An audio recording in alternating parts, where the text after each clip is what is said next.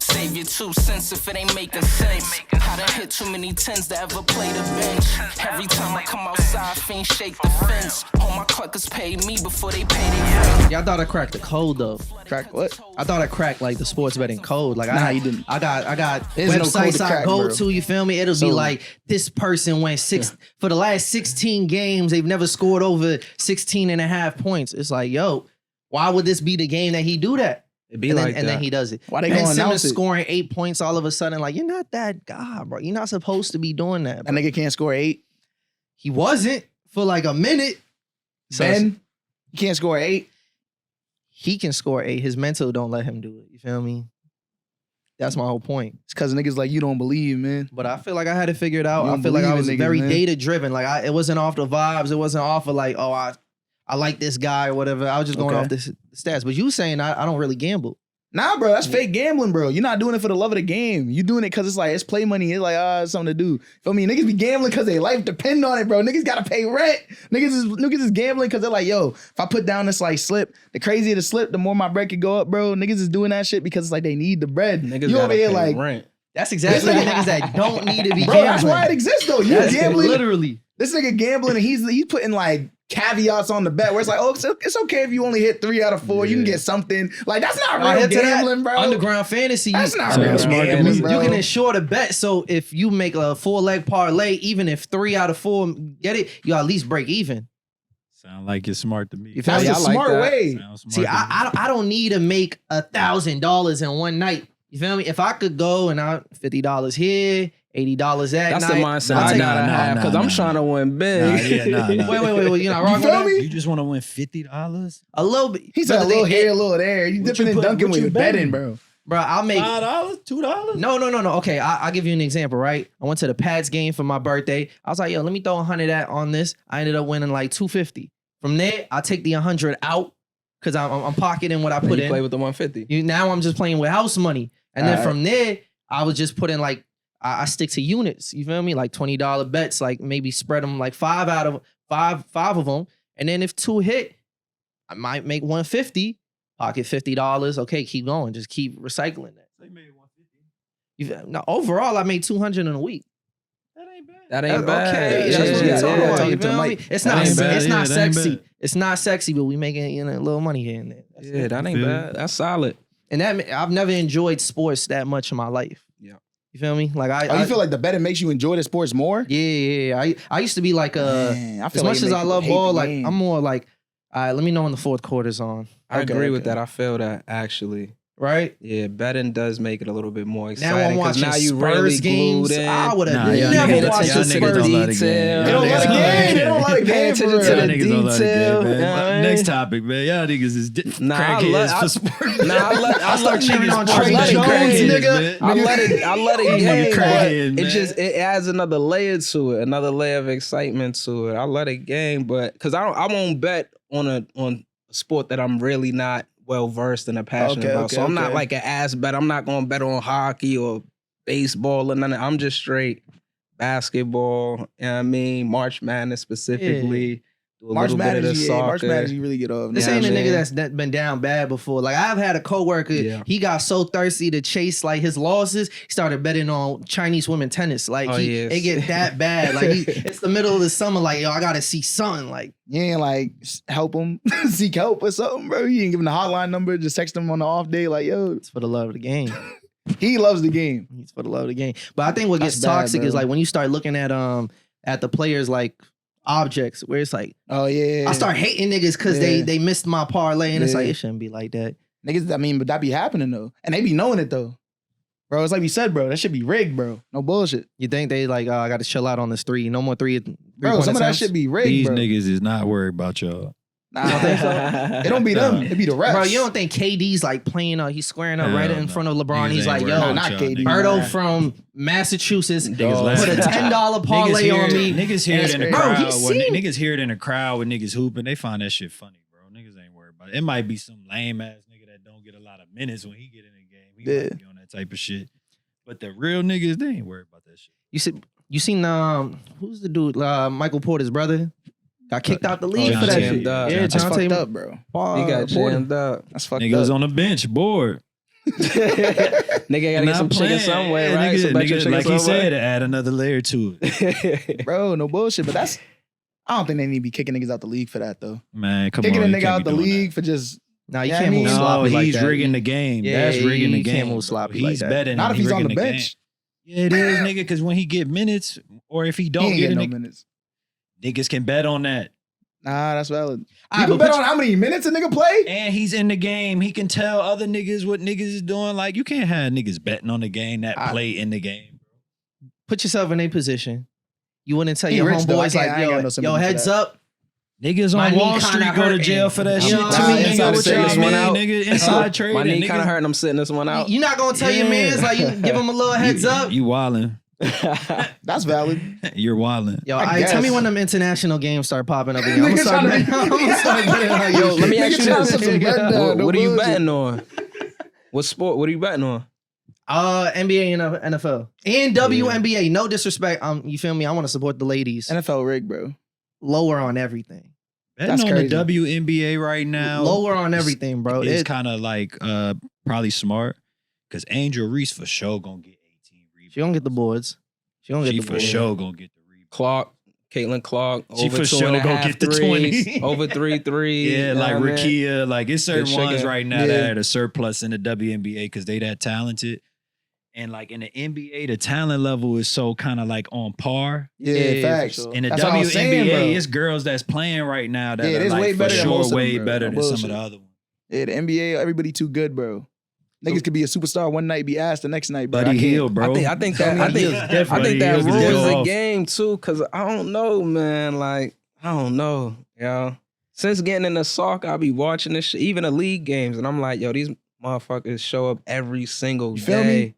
Like OD What can passionate you about bet this in shit. soccer? Like, just break it down. Like, what are the player props they give you? Like, You could get let me see, goals. You could do anytime goals. I can. You know what I mean? So you could bet That's on valid. anytime goals is smooth. Like, how many headers that nigga had? Like, can I It do The doesn't- that? type of goal is it- crazy. It doesn't get that specific. Type of I'm goal just is saying, like, crazy. how many miles is he gonna run that day? Yeah. Like, I could put a parlay on that. Nah, you can't Nah, do that. I feel like that's if they could track it, crazy, nigga, bro. I should bet it. Like, that's you it's can't- it's you that might be simple. down. You might nah, be down bad. You can't do that, but really goals, assists. There's assists Okay, assists, to the yeah. game. You know what I mean, don't do, like, penalty tackles kicks. and Like nothing even like if that. somebody was to take a penalty kick, It's kind of like, you lame could- to bet on soccer, bro. I'm with you. I'm Yeah, with it's you. like three things, That's bro. I'm lame. not That's gonna not lie. exciting, bro. Like you That's can't bet not on like the exciting, tackles. man. money or, crazy, like, though. you know The what I money mean? crazy. Yeah, nah, I, facts. Nah, I man. bet the money's 'Cause the crazy, but pots are it's ridiculous. 11 players on that field, Yeah. and the game might end 1-1. How do you bet like who's gonna be the person who scores that goal? That's a crazy. It's tough. I mean, normally, you know, the position of scorers is like strikers. Yeah. You know what I mean? So it's like normally it's the same people scoring all the time. So players go on runs, right? So there's this dude Harlan, he plays for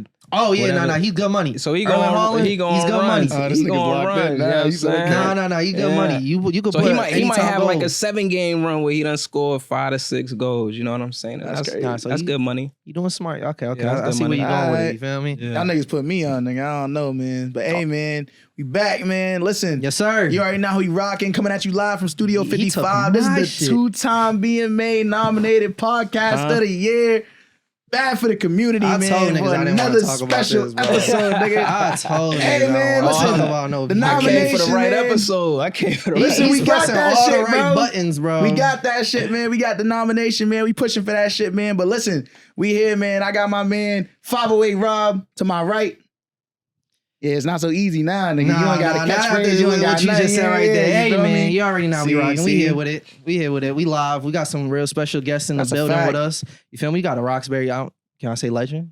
Yo, I believe I so. feel like you might have to do that with all the work Yeah, that I you put in all believe these so. years. I appreciate it. I appreciate You it. feel for me? real, And we for also real. got Chasing Cash in the building. I had to do my Googles on you, and Yeah. I seen all the accomplishments and shit. I was like, damn, Appreciate it. we in the presence of greatness too over Appreciate here. it. Appreciate You it. recorded Fact, some of man. my favorite records. Man, thank you, man. So and we gonna get into that That's because crazy. one moment is really crazy when I look back at it, but I'll say that for Man, later. man, the you feel me? Avenue and Chasing Cash episode, man. And this a crazy combo too. And you guys It's a have good money collaborated episode, in the nigga. No past, bullshit. but like finally locking in on the Yeah. on the album. You know, Yeah, it's my brother right here. I appreciate him. You know what I mean? I've been a fan of his production for a very long time too. So for it to kind of really just come to fruition and really make sense at the right time, it's just I'm grateful for it. You know what I mean? Hey, talk to us about the history, man, because like y'all coming from very different like areas of the country. You feel me? To somehow like link up in this spot and like where words speak life and everything that y'all been doing has been dope. So like, just talk to us about how this came to fruition. I was particularly interested in you guys. The internet, man. I'm about to say, you feel me? He got the Frank the Butcher and the internet. For sure. You know what I mean? You know, it's real life at the same time. You know, I know Frank in real life and Frank knows him in real life. So as much as it's the internet, it's also energy, synergy. Frank is a pivotal part in like a lot of things because he gave me like a big opportunity at the time with doing my first sneaker.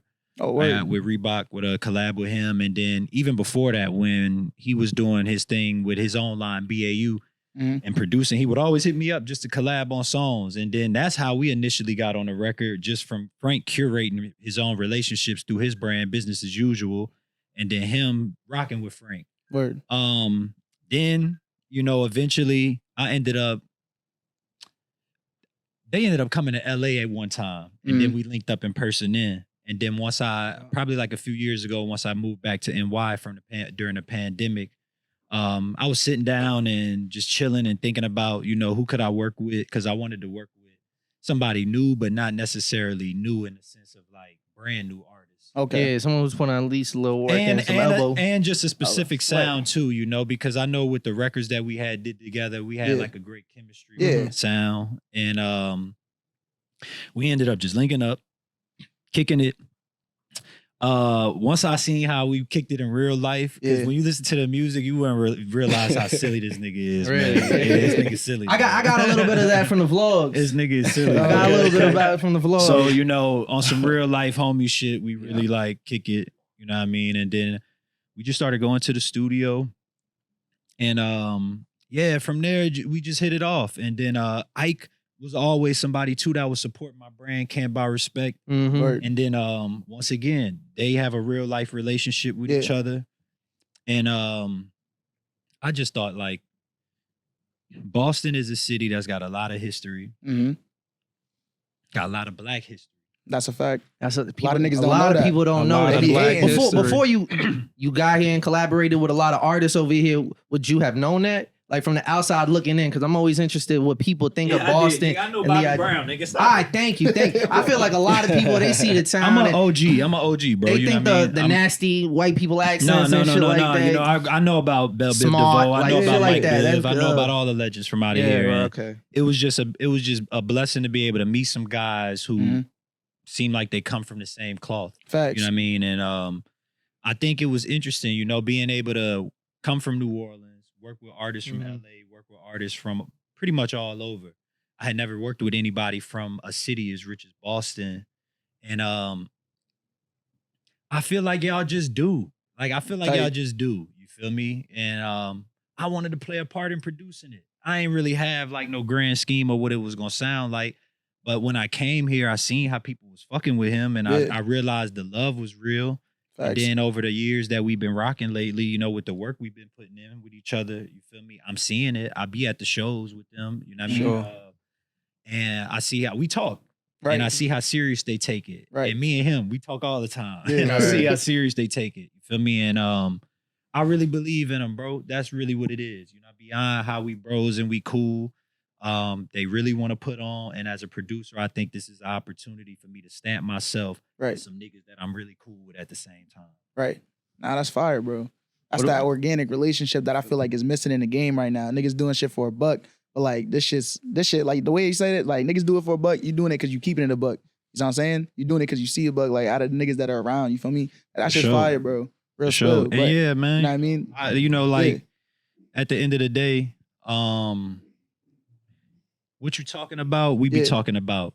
We just was talking about how like with this next music that we got to put out, we got to show the behind the scenes process. I don't even think it's behind the scenes no more, bro. I'm gonna keep it 100. Type shit. I mean, because back then it was behind the scenes because you didn't have access to it. And at this point, with everybody having cameras, nigga, you can show niggas the creative process at this point. See, I like your process. Like when you came down, you put the camera down, so everything gotta get recorded. You know what I mean? And it's not about like dropping it right away. Right. Maybe you do. You know what I mean? But at the end of the day, I think save it up for people the do road. need to document this shit because this is the magic and this is the story because people talk about, well, artists are industry plants and industry plants. And it's like, niggas ain't industry plants. It just be tough to tell your story in this internet era. Facts. And I talked to him about that. Like, you can hear in the music the story, but I feel like the battle that we fighting together isn't the music battle. I hope from everybody that's been hearing the music, they've been fucking with the music.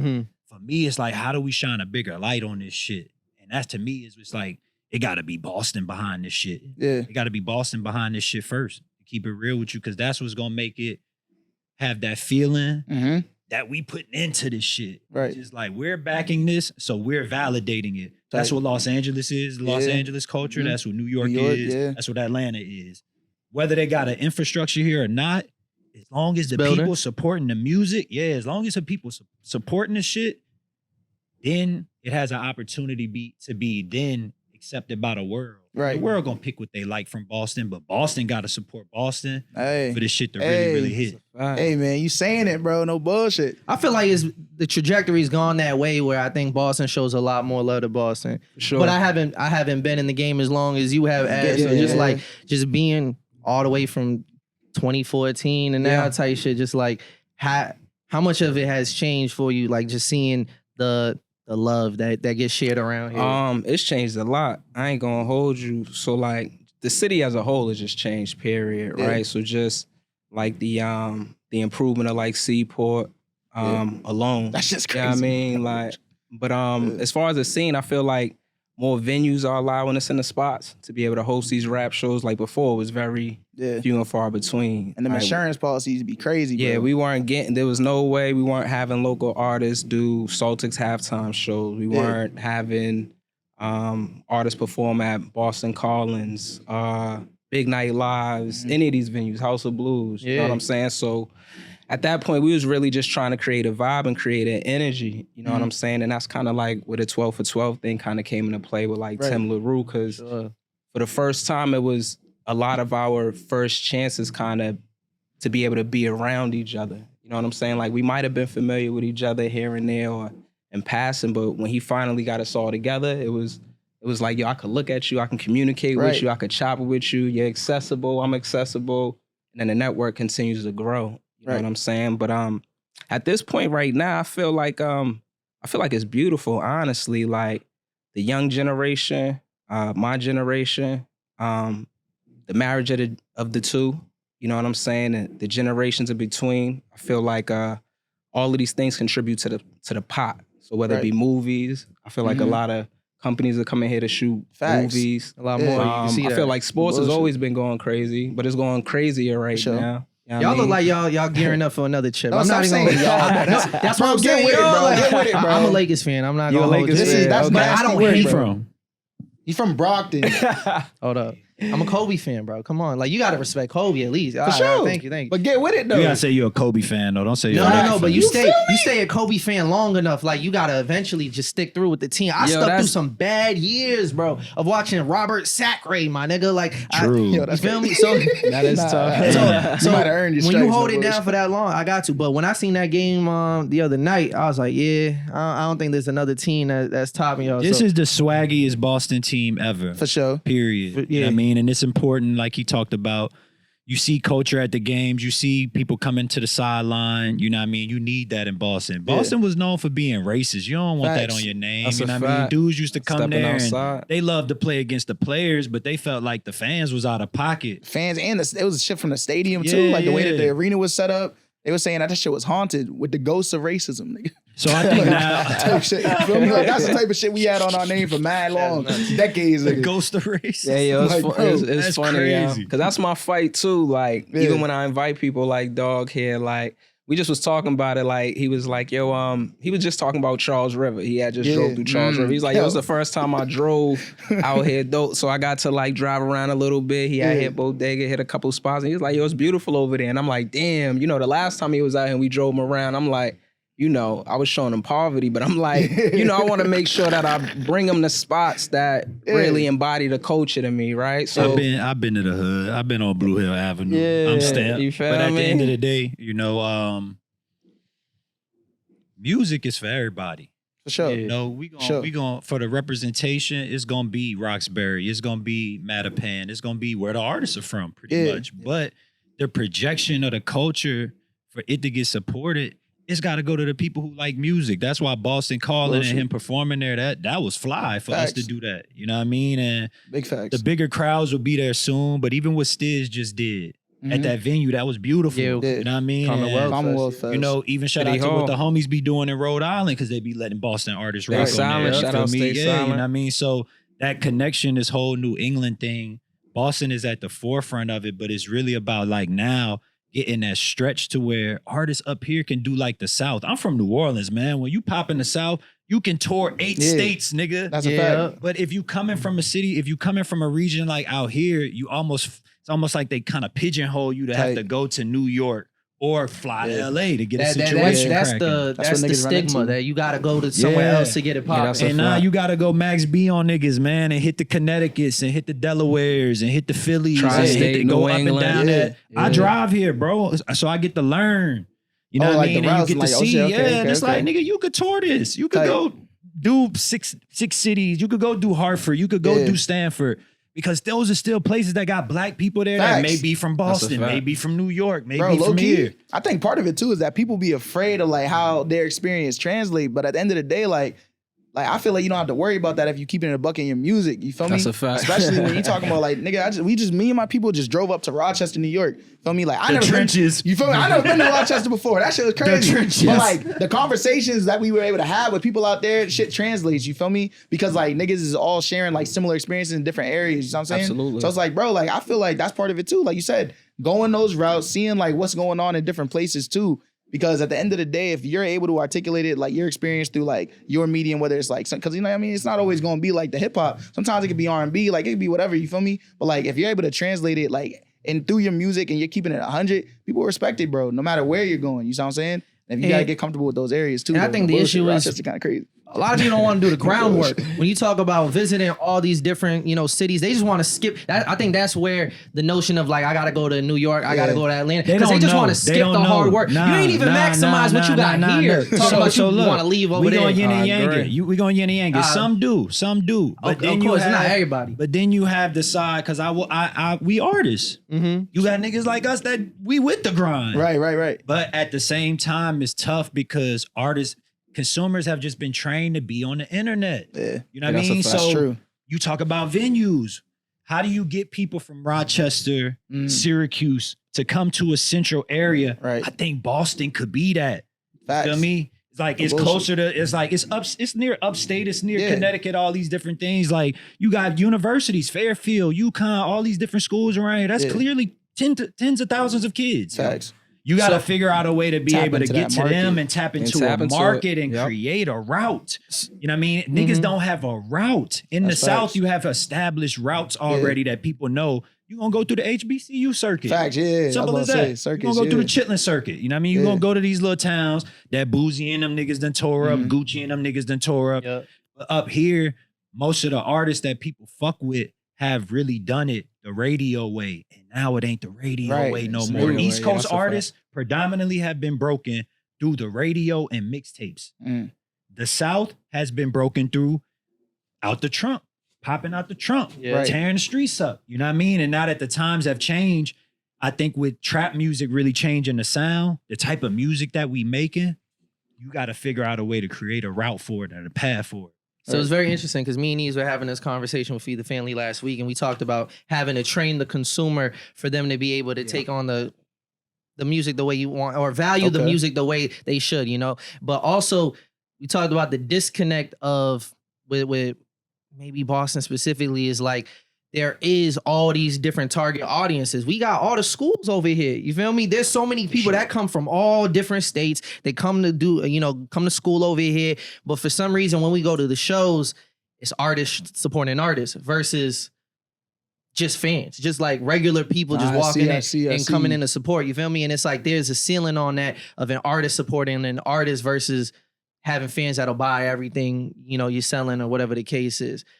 Is there truth? He might have to speak to that. Do you think there's truth to that? I do think there is some truth to that, but I do feel like there's a possible way to kind of break that down. And I think that's just kind of like this is me speaking from the artist standpoint, it's kind of just really identifying with what your brand and what your demo is. So so it can allow yourself to focus in on that specifically to make sure that the reach of the music is trickling outside of just the friends or the artists. You know what I'm saying? But it starts there. You feel me? We gotta like for sure. Invest in each other for everybody else to look from the outside and know that there's something worth investing in. You do gotta have an identity.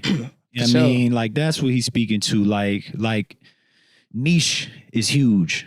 My boy Justice just did an interview with Ray Daniels. Y'all should check it out. He talked about this. Like niche, he said you build your niche till it spills over. Justice LVM. Yes. LVR. And what he's saying is that like you gotta Griselda is that. Griselda is that. That was Alchemist fan base is that. Action Bronson, those Bodie people are trained to buy vinyls, buy whatever they sell. Me, you know? And it's also a lineage. I think a lot of times too, like people don't understand. You need to come through a lineage or what people will call a movement.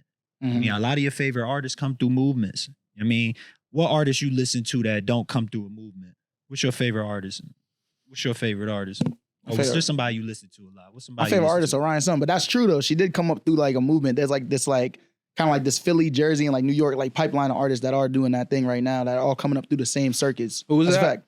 Orion Sun. She's the R&B artist. Yep. Who you listen to? My favorite artist is vacant right now. It's like when the championship get taken away and there's no champion right now. They put an asterisk next to that nigga ring. Who do you listen to? Who's that? It's Drake. It was Drake. Oh, Drake. Can't be no more. He came up through Cash. Now I look at him like, you feel me? It's At the end of the day. like 07 Tracy McGrady. It's like, yo, remember that time? That prime time? I mean, he might still have some legs underneath. Nah, this is Shaq Celtics. Everything I see is just like, oh, we gotta see what he do. Yeah, we gotta see. I'm not counting them out, but you know, it's rough right now for a fan. You know, that's all I'm gonna say. Yo, but I think that even if you use that as an example, that's somebody who came through that Young Money movement. Come through a movement. That's the team you're Word familiar Speak with Life too. is a movement. Yeah, all in all, too. That's another one. You know, I'll go like to segue into the Word Speak Life shit, but we're trying to contribute to creating industry here, right? So like I get seen, you know what I'm saying? Because that's the word that gets thrown around a lot is seen, and everybody be so focused on seen rather than like industry. You know what I'm saying? And the difference of the two, you know, you could look it up is one is kind of involving more of like, you know, business and other things in that nature. But then seen is just where something is happening, right? So it could be somewhere where something is just going crazy, but there's no real infrastructure. You know what I'm saying? Or there's no real development of. So in Boston, I feel like it's been a lack of like development. You know what I'm saying? And I think that's where the disconnect comes from. I think it's changing. With programs like 617P, BTO, Teen Empowerment, you kind of see like, y'all got kind of like a little farm system going on over here. But that's what I think it takes in order to get over that hump to the point where it allows consumers to really be invited from the outside. You know what I'm saying? From outside of the space. Give it something to invest in. Give them something to invest in. And that's what I can appreciate from you, especially because you're taking all these years of experience that you have as an artist, and you're still an artist, obviously, in your own right. But you're also passing that on to the next generation. And that's what I've seen from you in these last couple of years is really giving a push to the younger artists. We talking like Nate Speaks, Yana G, you know, the team of Word Speak Life. And I think it's dope. And right now, you know, what kind of led you to that transition? It was a few things, really. First thing, it was like me just being able to identify with the help that I may have needed, you know what I mean, at that time. And then also, you know, in the times where I did have help, kind of being able to channel what type of help I needed. You know what I'm saying? Because that's a whole nother thing. You could be getting the help, but it may not necessarily be the help that you need or that you feel like you need. Specifically, what was that? Like, what was the help that you wanted at that time? That you know, feel like wasn't I realized in a lot of spaces, right? So like, say like we brought up Griselda earlier. You know what I'm saying? So like West Side is somebody who I've kind of, like, we don't know each other like personally, you know what I'm saying? But like in passing, we moved around in a few of the same spaces around the same time. You know what I'm saying? So as an observer, I've had a chance to kind of like see him get his thing kind of off the ground, right? And like in comparison, like we believed in our product the same, but he was more vocal about it. You know what I'm saying? Okay. Where he kind of like stamped it for himself and for everybody else around him. So maybe at some points, maybe I could have been more vocal about the things that I was doing, or somebody else could have been more vocal for me. Yeah, So like Boston advocate. niggas, period, yeah. in rap, need to be more vocal, period. The executives, my man Ike, all y'all need to be more vocal. Y'all sports, y'all music side has to channel the same energy as sports. We talked about this the other day. To be a Boston Red Sox fan, I feel like it's not too many fake Red Sox fans. I'm done. No bullshit. That's like a hated or loved or hated club. Mm-hmm. I'm a Yankee fan. I grew up one since young. It's a lot of fake Yankee fans, just like it's a lot of fake Dodger fans. Lakers fan. A fact, Fake yo. Lakers. I knew that was coming. I It's seen true, that. I though. seen It's that. true. We got a lot of Lakers in there, bro. I was watching Yeah. Robert Sacre, bro. You feel me? Come on. We ain't say it was you, but These come are on. just brands I feel that you. these are Yeah, just the brands niggas. that they're brands. Yeah, Like, because it's bigger than LA, the team. LA in It's just particular brands. too. You know what I mean? That shit transcends a lot of shit. Boston hat is usually reserved for people who are from Boston Type shit. or within some kind of bloodline or affiliation Yeah. with it. Okay, I hear what you're saying. And when you think about Fenway Park, you know what I mean? The Green Monster, the branding of it, how it's like this small and it's just got this energy and the way that stadiums have changed over the years and they Right. just like, nigga, Stay the we ain't same. changing this Facts. bitch.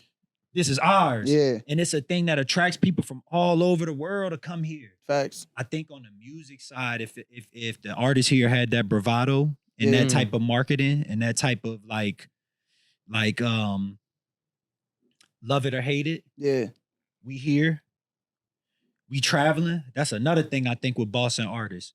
You got to meet more people from Boston. yeah. I now know y'all and I know how cool y'all are and the people Yo. within the New England shit. But you don't really be meeting niggas from Boston, dog. I'm gonna come clean. Not within running around the industry, not Yeah. within running around the streets doing a lot of this fly And I'm shit. gonna say and too shit. though, like a lot of niggas from Boston will go to other places and start assimilating to their culture Damn. instead of for sure. bringing Boston Damn. shit to them. Damn. No That's- bullshit. I'm a New Orleans nigga. We That's not a whole doing that. nother Yo, one. yeah, You yeah, can't yeah. do it. That's Yeah. facts. Facts. Though. That's a fact though. No bullshit. But That's true. I love y'all. I love the culture here. Like I said, I wouldn't be here supporting if What- I ain't fuck with it because I feel the authenticity. You know what I mean? Yeah. And I be joking with my nigga. They know I'm a Yankee nigga. I'm gonna come through stomping, but I love the fact that Boston niggas is Standing on it. I love that. Standing I love on it. I love it, but it need to be on the music tip. Too, That's you real. feel me? Because that's what Griselda and them did for where they came Facts, from. yeah, They for put sure. on. They Yeah. put on from where they from. Buffalo. bullshit. They like No bullshit. and they and what Like, did they take? They take the Bills. They associated themselves with Yeah. a team with the insignia. You know what I mean? And Not lying. the level of Yeah. artistry that he associated himself with. It's like the same thing with Boston. I like what Millie's does. You feel me? I Yeah. like what what's the homies? Feed the Family. Feed the Family, I love yeah, their yeah. videos. Their videos Hard. always fire. You Yeah. feel me? And what's the dude? Shake. Shaking Yeah, knees. He Yeah. hard. He That's smooth bullshit. hard. Tough. So you got Bullshit. you got the talent. Niggas got the aesthetic, but it is the marketing. It is the ability to where it's like people always say this about Atlanta. You'll never know them niggas hate each other because on the outside It's it all look like it's love. all Yeah, love, like- type shit. and it ain't. But on some get money marketing, making sure Atlanta stay up, they gonna do that. They're not gonna put the money at risk. And I think over with ego. Boston is headed there. Where niggas is like, you got the internet where niggas can have their territory. Facts. It don't gotta be no king. It can just be a bunch of motherfuckers who understand what they doing, got their sound, got their movement, but it's just gotta be under this umbrella of Boston. Mm-hmm. Because that's what's gonna make it strong. And I don't think Griselda is doing shows in Buffalo like that. Yeah, But what they doing is like, it's just an identity facts. for people to be able to be like, Flag. They still it's a waving that location, flag. it's a flag, period. That's all it is. That's what Okay. it needs to be on the Okay. music side for Boston. I definitely hear that. Closed mouths don't get fed type shit. You feel me? But at the same time, I feel like it's a balance between like maybe what the issue is. A lot of people feel like, yo, I'm gonna let the work speak for itself. I don't want to be the Can't do that loud no mouth more. nigga. Yeah, you like, can't do that I want no the more. work to speak you for can't itself do that no sometimes. more. Man, you can't. You can, but you can't to a degree. And it's like another reason why I got into this space is because it's me being able to identify with the things that I've done right and wrong. You know, and compared to my peers. You know what I'm saying? It ain't on no scale of there's no hate, it's just being able to identify. Like, yo, all right, when I was at this point with this person, in order for them to get it here, this is where it was at. And it ain't the most outlandish shit. A lot of the times it's just that extra gear. Right. You know what I'm saying? And Okay. you know, I feel like it's absolutely necessary because if not, people are just gonna keep passing you by and skipping over the things that you've Someone done. putting less work than you, but they popping their shit a lot more. You know what I'm saying? It allows the consumer to get tricked It by happens like a lot. like the consumer gets tricked by the person who's talking a little bit louder. Like, Yeah. I mean, they must be on to something. It if happens they, a lot. Or somebody will do something that you did years ago. You know what I'm saying? But in the time period when you was like, yo, this is just part of the journey. You know what I'm saying? Like, rather than acknowledge it, yo, this is just part of the journey. Somebody else takes it, they acknowledge it, and that's what gets them over that hump. Like, it's like, yo, you gotta own it. Everything is ownership. Yeah, you know like what I'm saying? Every movement, every action. What you had said is like advocacy is important, whether it's like on self or from someone else. For sure. I think it's crazy because like that's a great word to use. Not to cut you off. Yeah. Say that again. Absolutely. Advocacy, yeah. Yes, for sure. But the thing that comes to mind when I think about it is like when you guys, like you just mentioned the 12 for 12, right, with Tim and like all the people in the space at the time. I feel like at that time, like there was no one like really like pushing outside of like those spaces and outside of like those circles that you guys were a part of that was pushing for like Boston as like to be stamped. You know what I'm saying? To really make like a mark for the city. And I think like we saw that with like Stiz, you feel me? Like he was one person that was able to like take it. And then like Suffolk County blew up and then everyone's like, now niggas is like looking at Stiz and they're like, oh, that like, is the Boston nigga that niggas meet. I was just in Barcelona with that nigga. Like if you like that's a huge part. Like I watched Stiz perform in Barcelona, niggas feeling that shit. You feel me? But I met him in LA. What's my man? Mikey Christmas, all them dudes. I met them niggas in LA because we blog era, but those was the dudes from Boston that was moving around at the time that you could meet and identify with in the game. And it's not like we sitting up here trying to. Boston is one of them cities where you almost be, it's like coming from New Orleans, you be damn near surprised to meet a nigga. Right. Uh, Like, oh, you from Boston? And then you cool? Yeah. You kind of bypass all the other shit. Facts. Whereas almost like if a nigga come from LA and NY, you scrutinize him so hard because you might know a couple real LA niggas and NY niggas. So I feel like with him, he is like he's an authentic representation. He is Deion Chase, all the people that I've met. Yeah.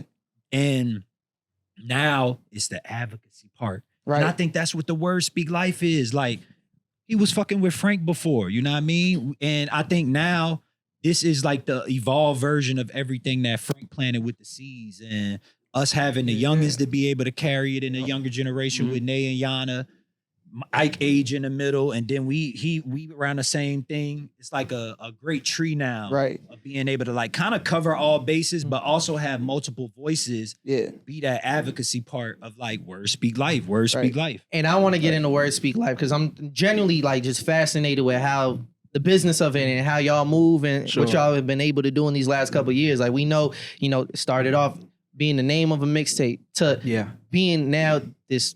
Is a label, it's a little movement. conglomerate. It's a label, like for sure. you tell me how y'all the story of you, the team coming together to make this happen. Yeah. Because like I'm like I said, I'm fascinated. I look at the Instagram comments. I'm like, what the fuck is Biggs Burks doing in y'all comment section, nigga? What is the co-founder Rockefeller doing? Like y'all doing something right if that's the case. I need to know. Yeah. It's really it's like an umbrella of all things, right? He mentioned Frank. I'm from the school of Frank the Butcher. You know what I'm saying? It's as simple as that. So a lot of the like things that I'm implementing or the ideas that I'm bringing to the table or bringing out Ike, like, yo, we should try to execute this. A lot of it is influenced from the work that I did with Frank. You know what I'm saying? From the aesthetic of the branding, how the music may be put out, how the visuals may be captured and put out, the marketing of everything. But all in all, how it came about, Ike, I've known Ike for a very long time. You know what I'm saying? Ike hoops. Ike's my brother. I probably met Ike. It sounds good saying I met Ike around the same time, like my son's age. My son's 10, right? So it might have been like a year or two after.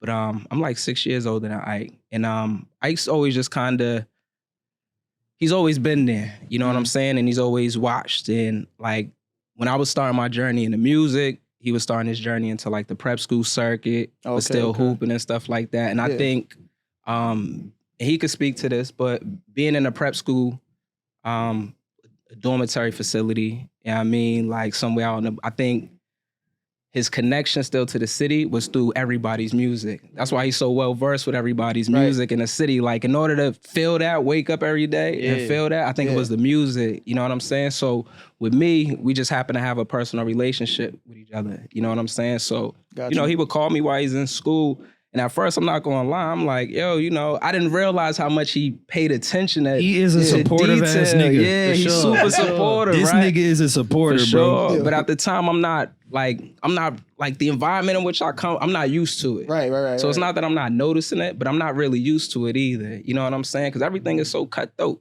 in these environments in which we come from, right? So being able to identify with somebody that takes a liking or appreciate something that you do, sometimes it's hard, or you might be a little bit dismissive. Yeah, and it's tricky too if like they're really coming at it with no ulterior motive too, because that's a lot of the times what it's attached to it when they do show love. Yeah. So he was real genuine, and this is like high school time. So by the time he gets to college, now I'm like, yo, you ask me, yo, just come to the studio. Right. Yo, just pull up, just come to the studio. Okay. You know what I'm saying? So over the years, all of these sessions, he's just pulling up, coming to the studio. So when we working on Mass Ave and Linux, he's in the studio with me and Frank, and he's really just chilling, but he's there. You know what I'm saying? And then when we get in the, you know, the music that we make and the projects that I'm doing with him, he's there for everything. Right. He's just seeing it.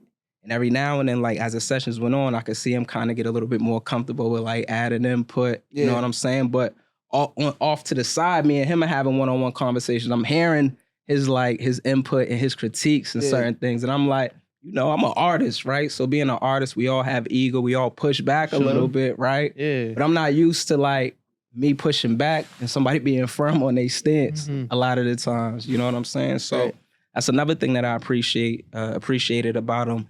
And then as we just kind of went on, as the years went on, and like more recently, he just was like, yo, you know, you should consider, you know what I mean, trying to start a label or trying to do something. Like, you know, you have the insight, the experience, you've been doing it for a while. And for me, there was things that I know that I lacked.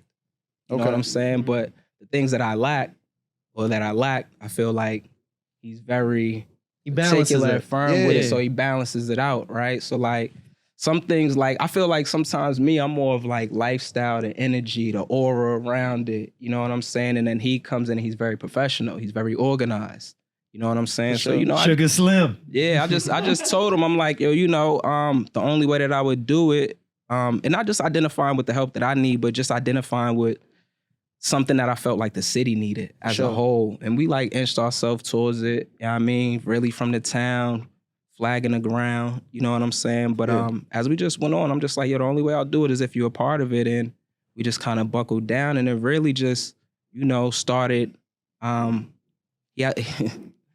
we joke with him all the time, like, yo, you have the development label or brand or company with 617 Peak. You know what I'm saying? So when he starts 617 Peak, he starts inviting me to these sessions, and I start coming in on the mentorship side. And this is where I meet Nay, where I meet Yana, where I meet other artists like Data Dawn, Josiel, all of the EV kids, you know what I'm saying? Like, and then some of the poets, Maya, you know what I'm saying? Amanda Shea, I've known in past, and she's part of it as well. But like, I really got a chance to meet and connect with her as well. But that's when I just started falling in love with the artist. Like, as soon as I heard Nay and Yana, like the first studio session that I went to, he was overseas. He's like, yo, you got to go to the studio and just check him out. They recorded Everything Is Beautiful, you know what I mean, off of Neighborhood Hailing. And from then I was like sold, and like looking up now, that's like 3-4 years ago. You know what I'm saying? So, but yeah, that's how it all started. You know what I mean, just being able to identify with something that I felt like we really, really needed in the city. And it's that same thing, just creating and contributing to the industry, because there are pieces here from the brands, the companies, the New Balances, the Converse, all of the tech companies. They're all based in here. Exactly. You know, it goes back to what you're saying. Everybody's always looking out. But I think sometimes, like you said, from the environments that a lot of us come from, though, it's tough because you don't always get to see those things as like a part of your city or part of your culture. You feel me? It almost feels like things have been like, because the city of Boston, like you said, like city of Boston's rich. You feel me? Like, whether it's resources, people, like, you know what I mean, experiences, like it's rich with culture, everything. But if you come from a certain environment, you don't always get an opportunity to to be exposed to some of the other side of things outside of where you come from, outside of what's in front of you, outside of your day to day. So I think it's like you said, assessing the need is important, but it's also like, how do you identify that? How do you like get people to connect with that when they might not know it's there? Because we see this as artists all the time, like people from, like you say, Brockton, Boston, whatever it is, like people say that you gotta go. You gotta leave in order to find what you need. You gotta go to your New Yorks, you gotta go to your LAs. I know people moving to Atlanta too, but it's like you gotta leave in order to really like break out. You gotta leave. You don't gotta move. Yeah, But that's what I'm saying. I think it's the misconception. You gotta leave. That I you tell gotta them leave, niggas, man, but y'all it's niggas better permanent. come to NY. You know what I'm saying? But It's I'm off saying the people street. But look for the at it- networking, the You the have connections, to. yeah. There's connections This there. is a There's relationship future. You used to have to leave. Right. You don't have to leave no more. Not to cut you, but the crazy thing about that is too, no funny, and I talk about this and I think about this all the time. You know what I'm saying? Like, and that, like, which and that is true, but like, it's to me, it's crazy that if the pandemic doesn't happen, nobody's mindset shifts back to where we're at right now. And that was the crazy part, because I feel like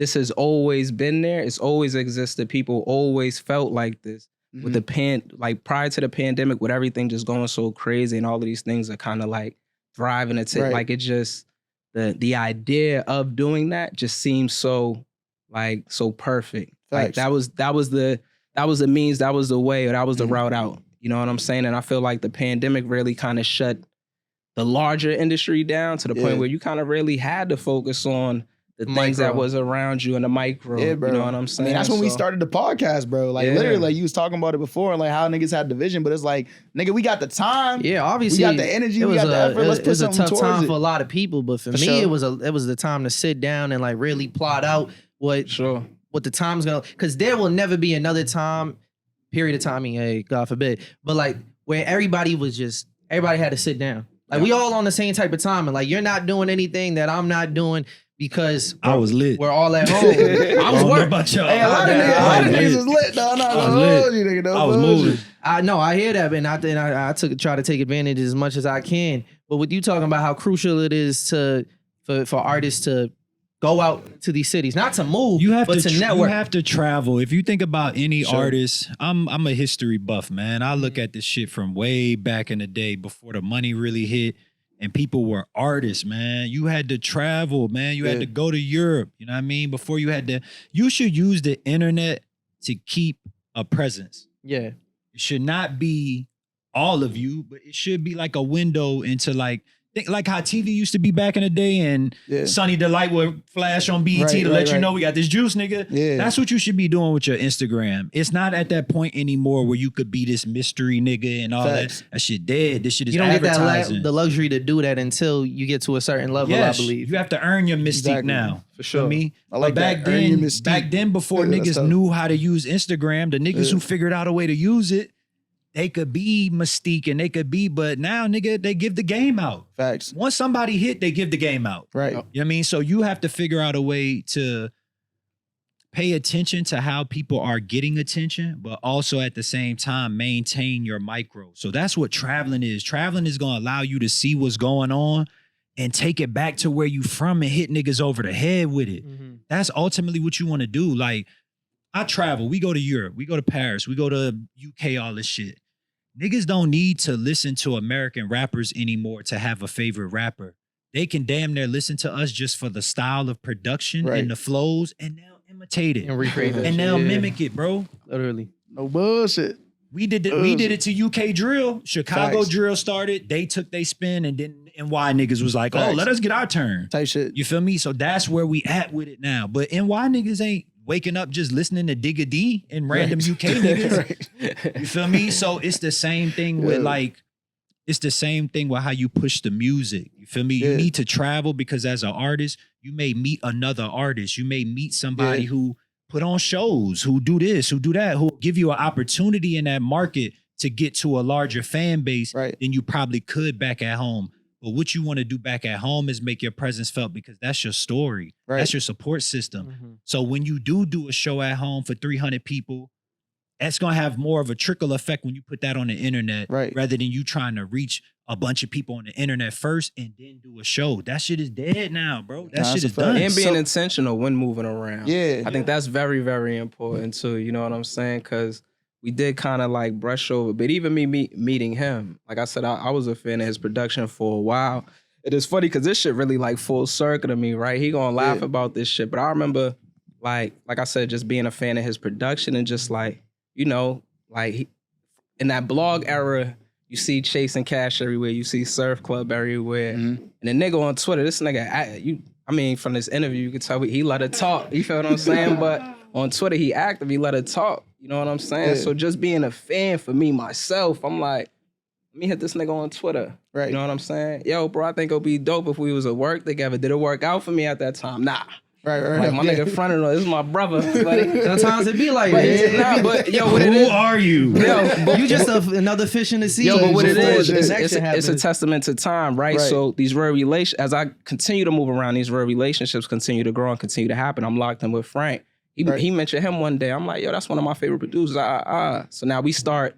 Now everything is intentional. Right. You know what I'm saying? I feel like a lot of times people move without intent. So it's about having the idea, yo, this is the right thing to do, but there's no intent behind it. So it doesn't really even out. You know what I'm saying? So one of my first times getting with him, like he said, we went out to Cali, and my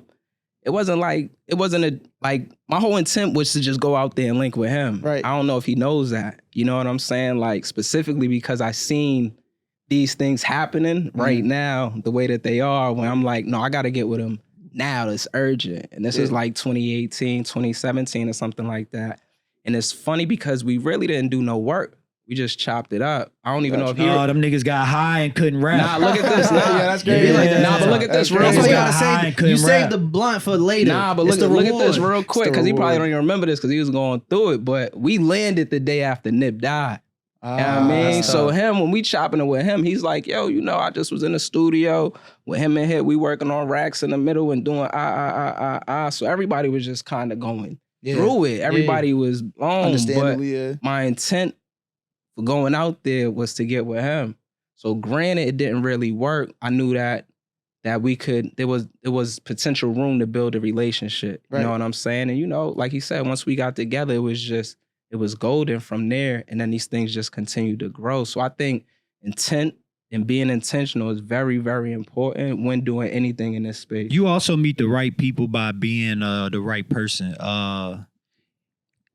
Okay. Niggas want to rap but ain't got character. Type shit.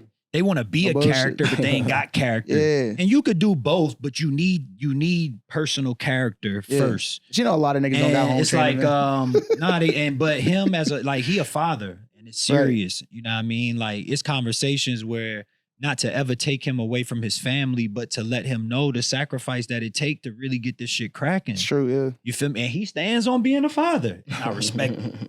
You feel me? But I also see how too, like, in them areas where he may not be able to be as present on the rap shit as I am, he don't shy away from my critique. Them niggas know how I get down. They know how I am with them. You feel me? And he take the critique. And over the years, he's increased the output.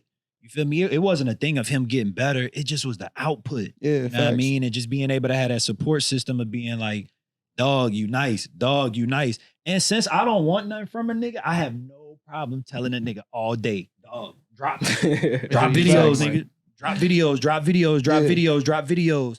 Because I'm a fan. Right. I'm a fan. When he send me Langham Court, I'm like, you gotta drop. Yeah. You gotta drop. Right away. That's one of my favorites on the like album. you gotta Yeah. drop. You feel me? When we do Perrier Kisses, like dog, we gotta drop. And as a producer, you want that. Yeah. You feel me? You want a guru to your premiere. You want to you want a guru to your premiere. You want a Manny Fresh. You want a Dr. Dre to your Snoop. You want somebody that when you send them something, you can channel. Facts. And I feel like we've created that. And my biggest thing with the push with him is like the more we output all of this knowledge that y'all have, that's what's going to allow it to put it together. Because you can have so much knowledge, it stall your work. Right. Sure. Nah, You facts. trying to play chess, and sometimes you gotta slap that bitch off the board. Facts. It's just be like, You because feel you'll that's know something when that it's a lot of time to people play. struggle You'll know with, when though. it's time to play chess once you get one that really like give you like some traction. Yeah. But in the meantime, I feel like they've created a movement bigger than the music right now, which is hard to do. Not bullshit. Niggas can't do that. Yeah. ASAP, I seen ASAP do that. Mhm. You feel me? ASAP came through and that music was dirty and muddy, but that energy Yeah. and that movement was so people gave it time to get right. Facts. And everybody else came up through that. And I feel like they have their version of that where words speak life.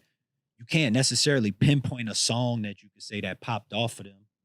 But what we doing is we moving in Name a unison. whole project though. Yeah, we moving Facts. in unison. Sure. We moving in unison. We moving You can in name that unison. summer type There shit. you type go. shit. There you Type go. shit. There you Type go. shit. There you go. That's important.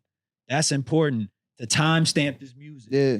For real, Nah, for that's real. real. Speak to that. That's a good point, like, bro. When you spoke about just being a father and the balance of that with a lifestyle of being a rapper, which is very demanding in itself. Like, how do you balance those two? It's tough. It's tough, man. Because I remember even when I seen you on Thursday, you was like, we used at the bitch ride. He's like, y'all just had to put my kid to bed. Put my son to sleep before I stepped out. I just try to be present.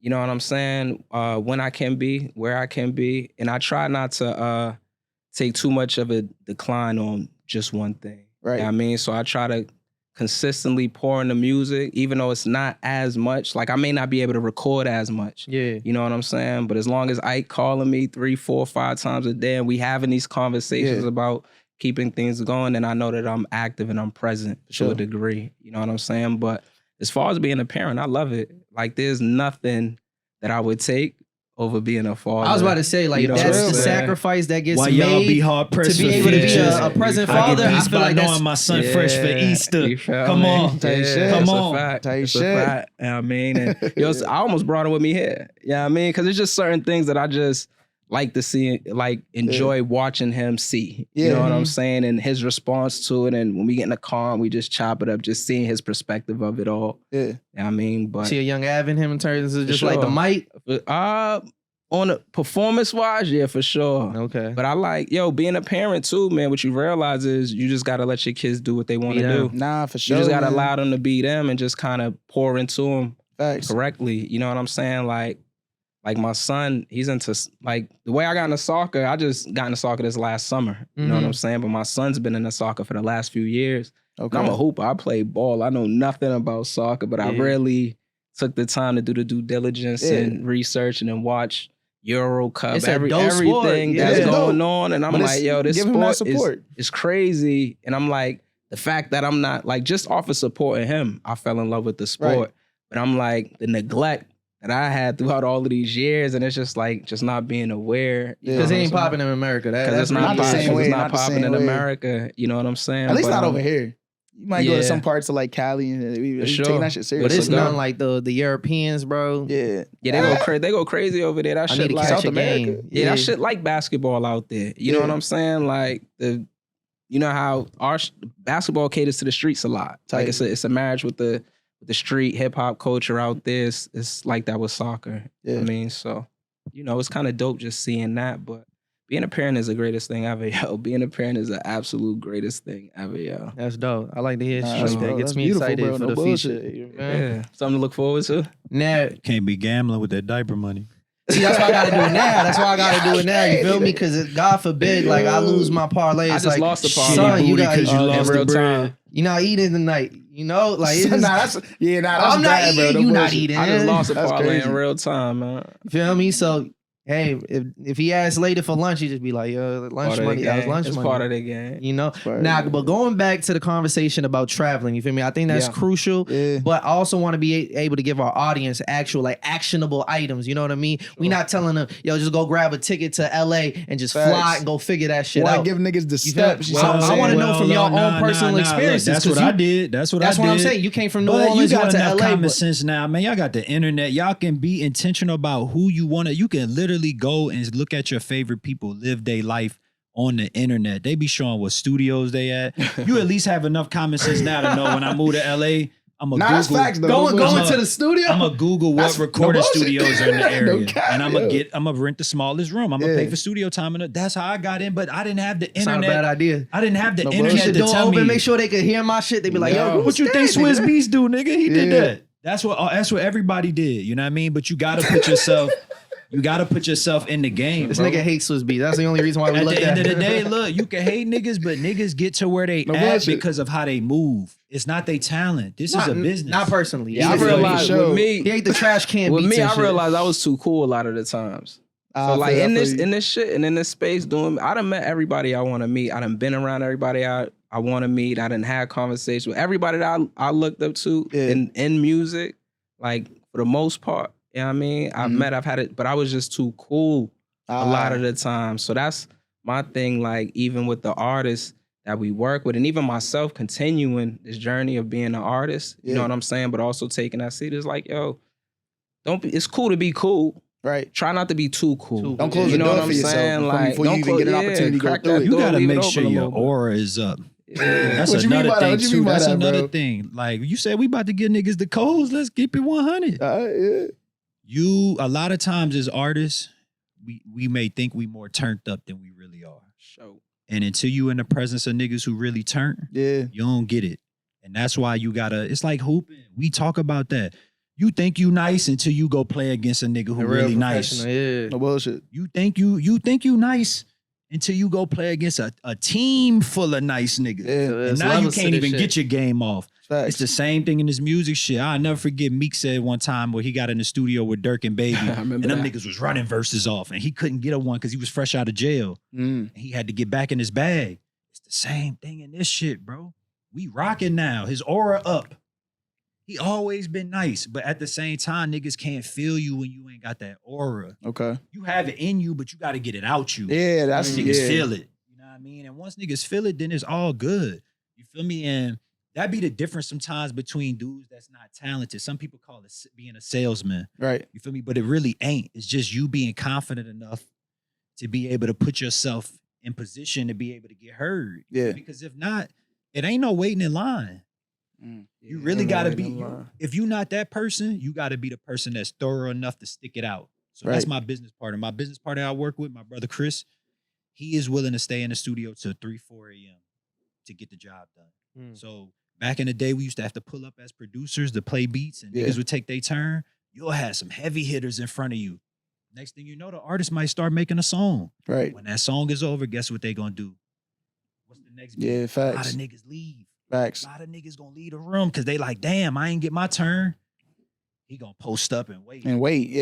Next thing you know, and that's and shit. That's definitely the same thing for artists. That's bro. the game. Like son. I seen it happen, bro. When That's Devo was doing the Genius Camp, bro. I seen a lot of niggas walk from like they was like, damn, all right, there's mad niggas in this room, bro. I'm gonna just leave and go to the next room, shit like that. And this is rappers, nigga. I'm like, nigga, that's the opposite of rap energy, nigga. What the fuck you doing? I'll be honest with you. There times it be like, sit down, wait. Let me sit with this beat. I'll come back another day. I'll sit with. That's great. And You niggas doing be that, like, nigga? I'm definitely nigga. That's I'm right. not the wave, bro. I feel That's you. not the You gotta wave. be able to just crank Hold that shit on a out of second. the That's not the because that wave, beat bro. not gonna be yours the next day. Like, Nah, like, you need to fuck walk the in the beat, studio that together, nigga. 'Cause relationship you're not not leaving, gonna be nigga. That's yours. you ain't leaving if I'm there, nigga. The relationship not gonna be yours. Nah. It's deeper than That's the crazy. beat. I ain't know you was doing that. Deeper Nigga. than Like, the yo, beat, you broke you my feel me? heart, Like, nigga. I might spend 3 business days, nigga. I gotta make the craziest shit you heard. But no, Might never get to hear it though. no bullshit. That time window might But that's close. why I want to know specifically about each of y'all's stories, especially because it's different perspectives. Yeah. One is, mainly producing and as an artist, but it's like, what took you from being like, I finally got to leave Boston? And then what was that city? What were the circumstances that made you take that risk? And then for you, even like, again, pulling that trigger, going from New Orleans to a town, a city in LA you weren't too familiar with. And what did those situations look like? I mean, I'll say it for me. I'm out the gate. When I come with this really from the town shit, I haven't done that. I haven't left. Okay. So like all of my groundwork has really, really been here. Yeah. You know what I'm saying? And then the relationships that I've gained have been from me really just pushing to draw interest to get people to come here, to be honest. And it's hurt me, you know what I mean? In the same sense, but I've seen how it has contributed to my aura. You know what I'm saying? But I haven't done it yet. I feel you. You know what I mean? But But even that trip, it don't gotta mean you moved or anything like that. But that first trip outside of the state though. We went to Miami recently. Yeah, and, to create. I travel a lot. He don't travel and rap a lot. Yeah, it don't look like you guys traveling a lot. Yeah, you travel a lot. We try Yeah. niggas to travel and rap a lot. I was about to say, from those looks of the vlogs, it didn't look like you guys were recording most of that in Boston, was it? Nah, I mean, everybody got home studios set up. So like we cracked it off doing these Word Speak Life sessions, right? So for Summers Ain't Forever, that's how we cracked it off, right? So just trying to fine tune the energy, getting the energy right. Where did we record that at? We was out in Providence at my man Nino Francis's studio. You know what I mean? And we was just locking in every Sunday, every other Sunday, just trying to fine tune the sound and create that. But a lot of the movements been real close and real tight knit. Like you said, I'm one of those rappers, like, and this is like I said, could be to your detriment or to you your know what I'm favor, saying? yeah. But I'm one of those, I like to live and enjoy life. You Yeah, know what I'm saying? Like, so really I always tell Ike and I always joke around, like, you might get me to rap maybe a month out of the year, like really sit down but it's gonna be that shit. It's gonna be of quality, and we gonna make a run out of it, and we gonna stretch it. You know what I mean? But where I'm at right now, I just find peace in having peace, yo. You know what I'm saying? And like music, sometimes it's almost kind of too close and reminiscent of the environment in which I grew up in. So sometimes, like subconsciously, whenever I feel like it's getting too close or tight knit to that or too reminiscent of that, sometimes I do kind of take a step back because I want to stay pure in this shit. You know what I'm saying? And I want to separate the two. Yeah. You know what I mean? But that's my approach, man. I haven't fully left, man. I just travel and I bring that energy back with me and throw it into the music. That's real. How about you, Chase? Man, I'm from New Orleans. I ain't had no choice but to leave. I was about to say, you might not have had a choice. Hurricane Katrina. Yeah, I had no choice but to leave. You feel me? It was just like perfect timing in hindsight. That's crazy. That made me leave and go to LA with Katrina happening. Outside of that, you know, but I grew up seeing all my favorite people. You know, Michael Jordan, you seeing him playing a different city every night. You seeing Kobe, you watching BET Rap City, you seeing your favorite stars go to New York, you seeing videos. So I grew up on that. That was impressionable to me. You know what I mean? But I think also at the same time, I grew up on, you know, just hip hop, period. So I wanted to be able to go to the areas that influenced me and make music with them. I mean, it's just like hooping. I look at it like that. Like everywhere I went, to me, I'm wearing a Saints jersey or a Pelicans jersey, but I'm trying to play in Staples Center. So that's how I know Hit Boy. That's how I know Nipsey. That's how I know Terrace Martin, 1500, all of them, because I put in my time. You feel me? Like I don't know them dudes from I know those guys from doing music with them, but not music that's necessarily out to sell. Like we were like in training camp with each other. Yeah. At that time, you feel me? On the rap side, I was around all the rappers. And on the production side, I was around all the producers. But at the time, that's what you had to do. And this time, niggas could stay at the crib and rock out. And if that's your approach, cool. But to me, you miss out on the ability to have the run that I've had. My resume seemed longer than it is. But if you look at my discog, I ain't really got that many records if we really keep it. I got two. I was going to say we got to speak on these things. We got to get deeper to it. 2, 3, maybe 2, 3, 4. Really? Them motherfuckers is strong. Them bitches gonna live forever. Let's get it. Let's talk your shit. Let's get into it. Because he dropped the name. Because I gotta connect the dots. You feel me? You make this move to LA, but he dropped the name. You talked about, you know, Boy Wonder, but even then, Surf Club, Chasing Cash. That's my nigga. That's from my the Surf brother. Club. How did this stuff come together? All of this is just that's at the time. That's the grind. Like this is MySpace, and it's not the internet is not popping enough for you to solely rely on that. But it is the place for you to meet somebody. Yeah, it is the place where you can meet somebody who work at a label who may be like, "Yo, come up to the office." Right. So that was the grind back then. You wanted to get in offices. Yeah. So you had to figure out a way to get in Interscope, get in Universal, and then get up to that 5th floor, nigga. If you could do that, you was Gucci. Yeah. You know what I mean? But as an artist back then, producers would have you in the studio, you know what I mean, working on shit. You know what I mean? You would get a deal and you would just work. It's different now, you know what I mean? But I think ultimately, me meeting Drake, me meeting Hit Boy in the ways that we met is what gave us the longevity in the game. Because we got the internet, digital communication, but we got the tradition of what it takes to be in the music business. That's what I talk to them about. Like, as much as you would love to get popping on the internet, you want 15, 20, 30 years of getting money in this shit, bro. You really, really want to. And look, if hip-hop is 50 years old, it's possible. Facts. It's possible. Big facts. So, hold on. That was very interesting though. What's up? Because when you said that about getting in them offices, you was laughing a little bit. You know what I'm saying? So like, nah, he ain't gonna let you slide on that. You know what I mean? Like, what made you laugh right there? Like, what was that? You couldn't get in. Nah, we was in the offices, but that really was a game. Yeah. You know what I'm saying? So like, even on the scale of like your peers or anybody else, all you had to do was have entry point.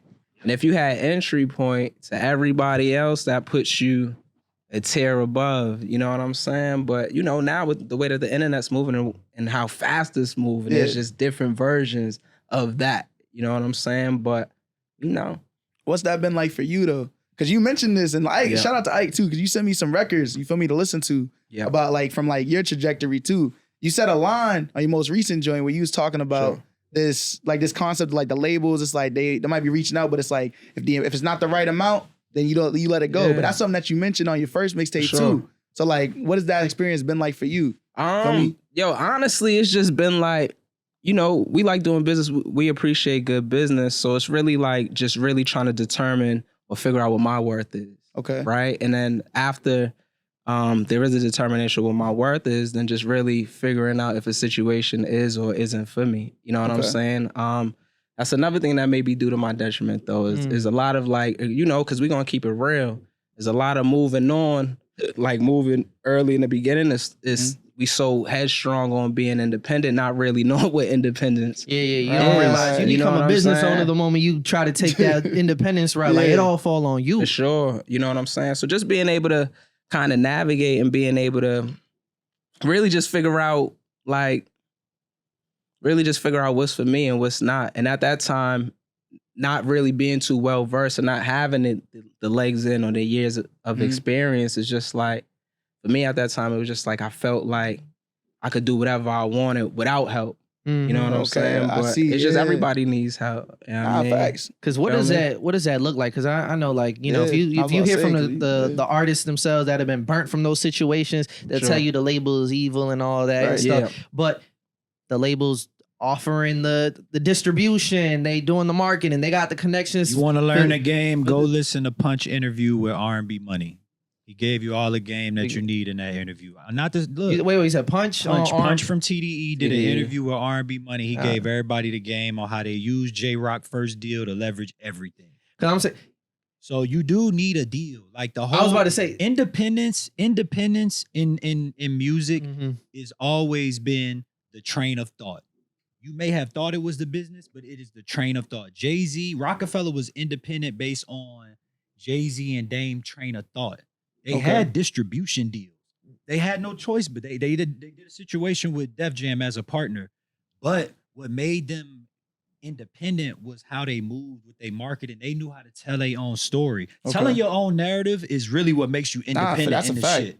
If the label has to tell your narrative, then you're not independent, which is not a problem. If that's not be fine with that. Not every artist don't need a narrative. Right. Because guess what? You got to keep it up. Nah, that's facts. And when you can't keep it up, guess what they're going to say? You're exposed. You're a fraud. No bullshit. Do you think there's truth in like taking the deal initially and maybe taking a loss, maybe taken advantage of, but then being able to transition that and leverage it later? That's your rookie contract. You feel me? You might not get paid what you're valued, but some niggas in the league getting $200 million still getting took advantage of. Exactly. Don't get it twisted. Don't look at the big number, man. Look at the amount of time in the increments of output that niggas net off of that. Feel me? Jay-Z's the greatest because due to his production, look at what he's netted.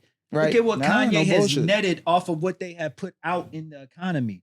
It's a lot of niggas putting out shit. Tyler, the Creator, puts things out in the economy and gets something back off of it. Yeah. Everybody get it in different ways. Some niggas gonna get it in sales. Some niggas gonna get it in marketing deals. Some niggas gonna get it acting deals. Sponsorships. Vince Staples. You know what I mean? Vince Staples don't sell a lot of records, but his presence allows him to stay around long enough for people to fit him in ideas. That's a great example. Yeah. That's what you have to do as an artist. As an artist, if you really just think you the shit, that's where it get dangerous. Because low key, look, Drake is my brother. I love him. I'm always love him. I'm gonna never turn my back on the aisle. But he got so big, he couldn't fit in niggas' plans. You feel me?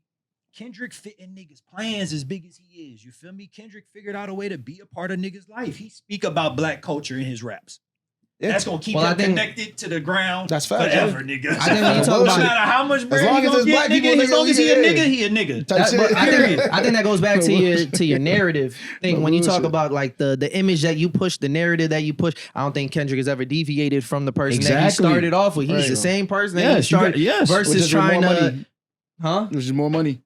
Yes, he's saying with more money. He is. He's not defined by. He's just more of the same person. He's a Pulitzer Prize winner, bro. Yeah, but he's the same nigga. He's not changing to try to, So for once certain again, markets.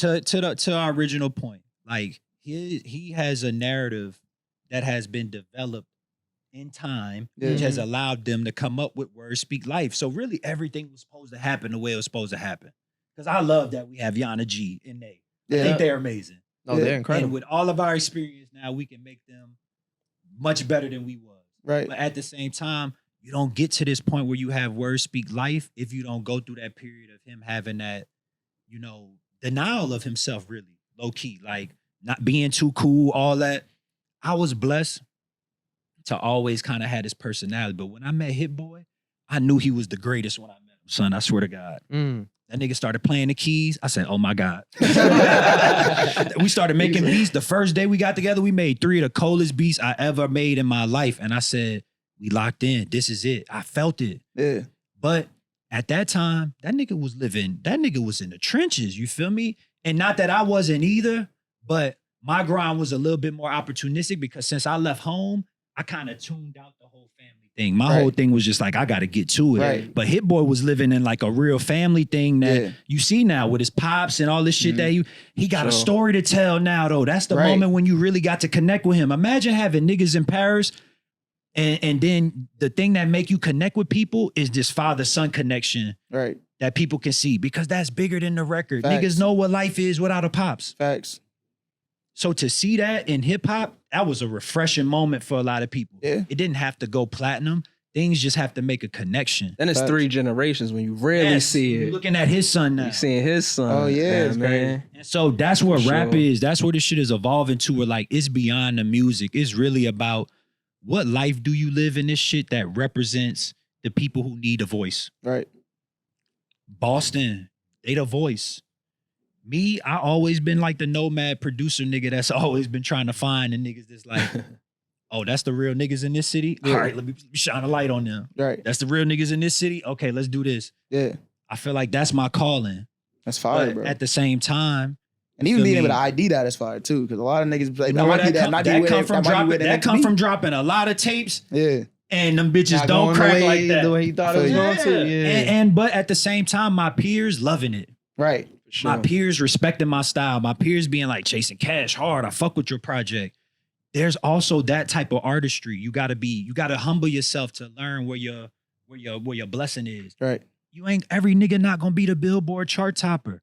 Some niggas gonna be the sauce though. Yeah. Some niggas gonna be the niggas that keep niggas on their toes and niggas borrow the lingo from Yeah, and borrow the hey, swag from no and bullshit. you gonna make it off of that. Yeah. But you gotta figure out a way to monetize it. Right. And I think with what we're doing, like that's the bigger picture for us. Mhm. Is how do we stylize what the lifestyle is of Words Speak Life? Yeah. Because you got the youngins, Nay in college. Look, if you young and fly, you can rap and go to school. You can then go perform with Rhapsody and then go Right, back to school. Go back to Facts. school. And you can go to Spelman. Yeah. I was about to say there's Facts. that bridge The right culture there. with With, HBCU is the culture. connection how you talked about like the HBCU circuit, Yes. Boston not having that. For Now sure. imagine Boston artists in that, Yes. living in that on Yes. a daily Right. basis. Yes. While repping their city. Yes. I mean, bringing that culture. And so when she to crack it, and we go back to Atlanta and everybody really from the town, they Yeah. how the fuck they know that? Facts. Because she put in stripes and she Yeah. went to school. And you need that magic in this shit, bro. Yeah. You need to be able to spend time in the industry and people get to know you. It's like high school. Nah, facts. It's like high school. I can't dog. fucking imagine. I'd love to hear from Nate's perspective too. It's just like being in school. Doing all of that. Can you imagine being in college and like you one of the flyest people out of your city and like you and people know that about you. You in class and You get the in braid cla- hair You in wrap. class the next You morning, feel like me? yo, I just did the halftime show yesterday. Come I'm on, tired. shit. Yeah. And I'm about to braid hair and I get see these some racks real brainchild quick. hats on some of the classmates too. Like Yeah. it's Oh crazy. yeah, the Brainchild house is going Brain- crazy everywhere right No now. bullshit. Shout out Doug. Shout out Brainchild. Yeah, that shit's tough. man. This nigga just bought that shit. New launch. I did. Yeah, I bought man. the wrong hat. I never got to fit it in my Yeah, nah, that life, shit's bro. crazy. No bullshit. Nah, so I tell got a these size niggas, 7. bro. That shit's crazy. Yo, Niggas like this nigga, like he thought he was gonna get through. Yo, As soon yo, as he said people that shit, got he a just yarmulke. laughed. Got a Yo, yarmulke. beat the logic, That's right? crazy, bro. I was at work. I was on the website. I was at work. They asked me size. I've never had to select a fitted size, snapback or just a Yeah, fitted, yeah. whatever the case is. That's Not your a fitted, bag. but just You dad just had whatever. prove you don't got no sauce. Nah, don't do that. I might not be a That hat nigga guy. said I Nah, never had nigga, a don't do fitted. this. You have Don't no do this, sauce. bro. Nah, bro. During my era, it was snapbacks. But the crazy part Nigga, is, nigga, I so- don't even wear hats, nigga. So- and even I knew that shit was crazy. I Too feel small. you. 7 was right? crazy. Yo. bro. It said- Seven's there was wild. a size chart. The size 7 said 22 inches. You know what I did? I didn't have a ruler. Obviously, I can't take I have my phone charger next to me. Write that shit around my head. You feel me? This I took it back. This you feel nigga, me? I this measured nigga it. special. It said 22 inches, nigga. This nigga special. Don't do me like that. We here for a That's reason. legit. That's Nigga, legit. that So shit was I crazy. thought I was good. I came back. That shit didn't even go past my. Yeah, how do head. you make it throughout life without wearing? I love hats, yo. I'm like a hat guy, yo. No So you got that curl, You nigga. Nigga said, I'm letting that curl breathe, nigga. You said the answer, bro. I'm Type letting that shit. curl Because rock, the thing is, nigga. I take that. Can't take the hat off of the curls. It's gonna stay. The hat feel gonna it. stay on all day because I now the feel it. curls is all crumpled up and shit. I feel it. I get that. Can't do Depends it. on the dig style, that. because you be wearing the do-rag sometimes. Sometimes you can. Only to the gym, bro. It's just You wear a do-rag with that? no, just for the gym, bro. Just so I Only don't to have to the deal with gym. shit. It's the only thing that look normal. Why you wear a do-rag with that? Am I supposed to wear the bonnet to the gym? The bonnet. gonna You look don't need to wear crazy, nothing, nigga. nigga. You got a curl. Why You you don't need to doing wear that? You nothing. gotta go old school. you just gotta need to do brush your hair You and gotta do comb the your hair, t-shirt nigga. sleeve, old school.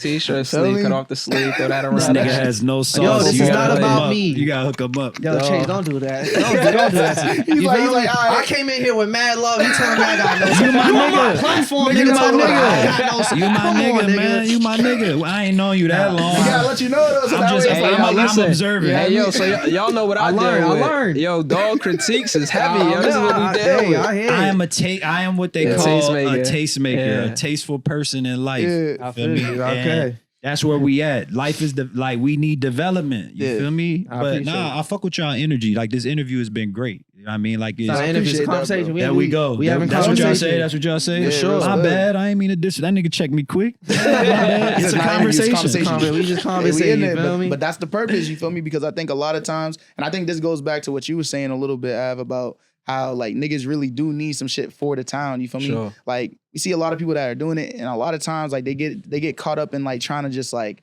create something artificially. You feel me? It's like at the end of the day, bro, like we all here for a reason. You know what I'm saying? Some of us are artists. Some of us like we work with people who are like videographers, artists in their own right in different fields. You feel me? Different mediums. But at the end of the day, bro, we all want to like learn from each other. Like I consider myself like a practitioner of art. You know what I'm saying? Where it's like I can learn, I can teach, but I can always grow. You feel me? Like it's never Yes. over. The journey never Yep. ends. So like that's Yo, what it's and all about. even me, as I embrace this journey, like it's also like I said, Ike's 6 years younger than me. Yeah. You know what I'm saying? Right. So it's like there's things that I learn from him every Right. single day. There's things that I'm learning or I'm watching Nay and Yana be in the studio and I'm picking up on, and I'm like, oh shit. Or even Right. just like the ideas that they may have, where I'll be like I seen somebody talk about this, like posting late. Like Nay's a late poster. She could post at midnight and it goes crazy. Yeah. It might not work like that, but seeing it when she presents it, I'm like, yo, I don't know if that works. Right. She's like, nah, trust me, this works.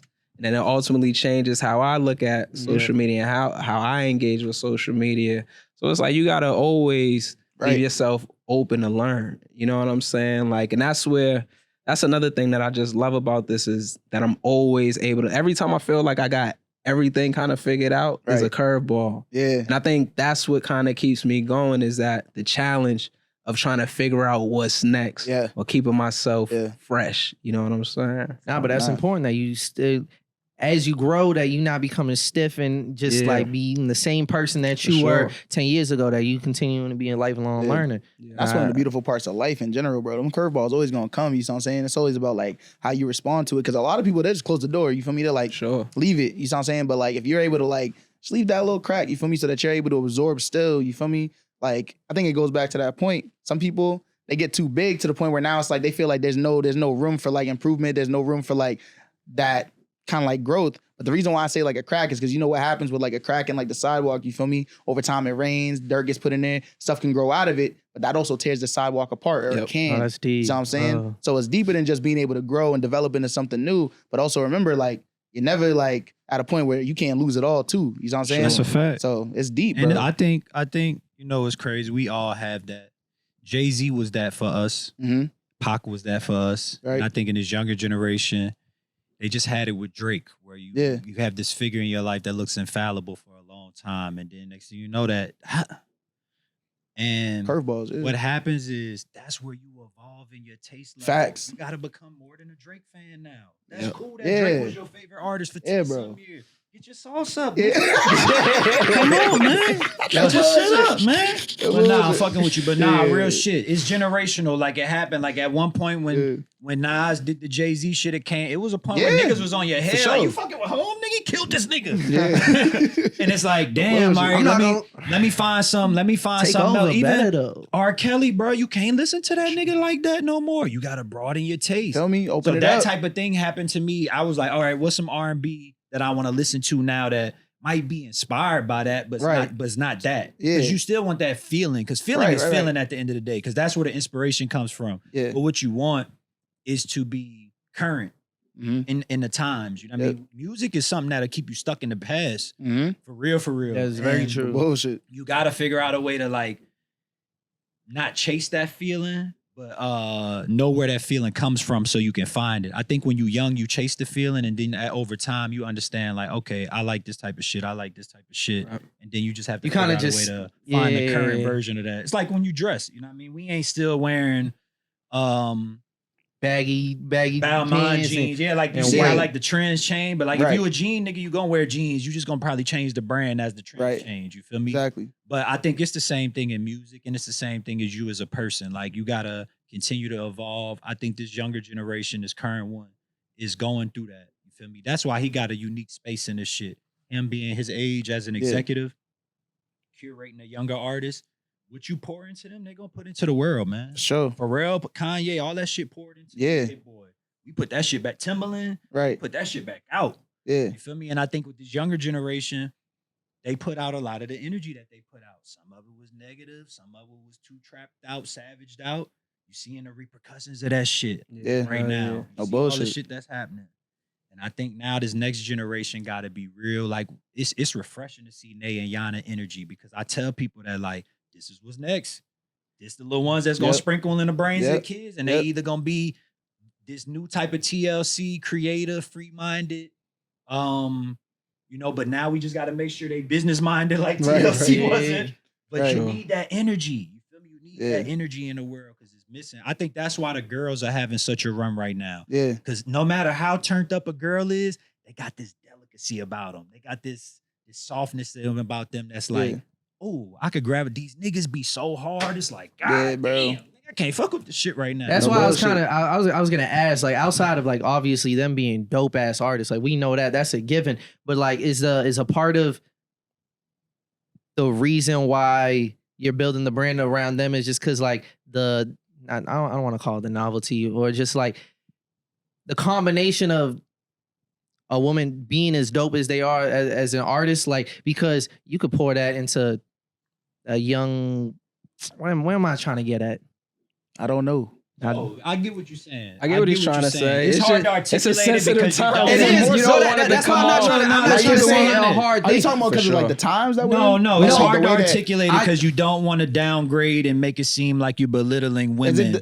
No, I'm lost though. I'm not gonna hold you. No, I'm saying building the brand of Word Speak Life around two young women that are dope artists. I feel like that hits different than if you just had like another nigga who could just rap type shit. You feel me? I feel like there's more care that goes into it with telling their story. Sure. I'm just trying to be careful. I understand. I didn't understand what you meant. I understand what you're saying. What you're doing is what has to happen going forward. Niggas got to be careful with their words. Because niggas don't be. Words speak life, nigga. Yo, listen, because you know it's real. Like we watch, especially with females. Like we watch the interviews on the platform with women. Yeah, and it's like. So we appreciate that. But to answer your question, it's their time. It's their time, yo. And when you're dealing with females a lot of the time, with women a lot of the time, right? My apologies. When you're dealing with women a lot of the times, ego's removed. You know what I'm saying? So that's a whole nother layer, which just makes it, you know what I mean, easier. And they want it. Right. Like, more important than anything, they want it. You know what I'm saying? Whether the critique's coming from me, whether it's coming from Ike, whether it's coming from him, whether it's coming from my man Triz in the back, they or take from each each other, like Yana was saying. They take it, they go back to the drawing board, and they create the most phenomenal music ever. You know what I'm saying? So it just happened to work out. Like, I don't think that per se was like the absolute. Like that, it's the talent that's the foundation. You know what I mean? For sure. But it just worked out like that. You know what I'm saying? A lot of you know, Ike could speak to. We got to get Ike up here. That's what I'm saying. At some point too. Nah, because he's like Ike up here too. The exact person you talk about. You just let his work speak for himself. I know this was Ike's date, right? It should have been. Like you see him, like he's like, you think Ike should talk more of his shit? Nah, not yet. Nah, but we work on this album. Go get this album. Summers Ain't Forever. This little promo in between. Summers Ain't Forever out right now. Y'all go get that. Y'all go get On Everything I Love. Yana G. Y'all go get Nay Speaks. Learn to Fly. all What's the that. joint before that? Neighborhood Neighborhood Healer. Healer. Neighborhood Healer. Y'all go get the merch, all that. I produce all these records, man. I'll be forgetting, man. Look, I'm just feel you, I'm man. the mad scientist in the lab, but it's their time. You feel me? Yeah. It's that simple. Like it started off with them, but even with Yana's first experience with me, she could have let that be the end with me. You know what I mean? Talk But she about it, didn't. bro. Because like I'm hard in the studio. I bro. remember It's that a when she was here and sitting here and we were talking to her and she said like going to a studio for the first time is a little bit 'Cause more she's used to intimidating. Recording on her confined own. spot in her bro. spot. And I threw her in the jungle. Just to keep, he ain't know me like that then. He knew he ain't save him. Yeah, I learned He coulda firsthand, saved nigga, it. with that. Nah, this- He came in there and threw Yana in the jungle, and Yana kept it gangster, and she Yeah. took it in stride. And Right. from there, we've been locked in, and that's my baby. You feel me? Yeah. I'm locked in forever. But they have that athlete mindset where they're Right. not deterred by that. Some people will be deterred by that. You feel me? And I think that's the thing too, where like we talk about independency. These women right now are having their form of independency and Right. they mashing on it. You feel Right. me? And they're carving out a lane that they did not have for a long time in rap. So, and as men, we have different characters that we can listen to: the get money nigga, the drug seller, the positive guy, Right. and then the evil guy. Let's just say that, or maybe the white rapper. Right. Feel Type me? shit. That type of The shit. weird nigga. Yeah. The girls never had that. The girls always had the sex person, sex. So now, even though they always gonna lead with that, there's a little bit more diversity where a Rhapsody can exist. You know what I Yeah. mean? And even Lotto can rap. Right. Even though she does what She's she one of my does. favorites. You For feel sure. me? Lady London's can exist. Yeah. I Cardi, love a Lady Lunny. Yeah. All these different type of women. and they can exist. It just it feels sometimes that they come far and few between. Yeah, you know what I because like mean? even when you think about back in the day, it's like there were like the rappers who were women who were They like, weren't, also, they like, weren't they were on also their like hustlers. own, though. Yeah, because I was about to say They like had Eve, to right? come Like through clicks. you know what And I'm I saying? think that's the thing Yeah. with dudes. Like the thing with dudes usually have to come through clicks. It's like a team kind of Yeah. competition thing. But I think with the women have had to distance themselves from the men because and that's ultimately helped. Yeah, the men deterred the type of music sure. that they made. Like all of them Big- can't nah, be it's Lil Kim. facts. They all can't be Foxy Brown. yeah. They all ain't gonna be Rod Digger. You know what I mean? You know So what I mean, now you have the diversity of being able to have Flo Milli. You know what Right. I mean, all these they don't gotta be with no niggas. fact. They can just Doechii. do their thing. All that. Doechii, you feel me? Yeah, they can just Hard. rap. Or like she's part of a clique. I was but gonna say, she yeah. still can stand on her own. Type, You know what I mean? exactly. That type of shit. Yeah, nah, it's real. It's interesting too. I think like I don't know. It kind of got me thinking about the city in a different way because like we talk about it sometimes when we think about like how many dope groups are doing it. You feel me? But you mentioned like this concept of like a label. You feel me? I'm wondering like how exactly did you determine that was the way, that was the route? Like the label specifically, because I see like you mentioned EV too. Like I know like sure. Ajari, like he stands on business with that. For like sure. he walks into a room, he's like, sure. I'm the owner of an independent record For label. You feel me? sure. Like he stands on it. You know what I'm For saying? sure. So like I'm like, cause I know that there's like influence Yeah. in there, but I'm wondering like how did it get to the point where it's like, yo, a label is the way? You know what I'm saying? We've had versions of it, but I feel like we haven't had the right one. And I feel like everywhere or every place that I love that has something like, or a major city, they Yeah. have that one signature label. For y'all, it might have been No Limit. You know what Okay, I'm so saying? hey, They had No Cash Limit, Money, Cash yeah, Money. Cash You Money, hit yeah. the Bay. You got what 40 and Short and them's doing. You go to New York. You hear about how Rockefeller then came up. Yeah. Movements like G Unit.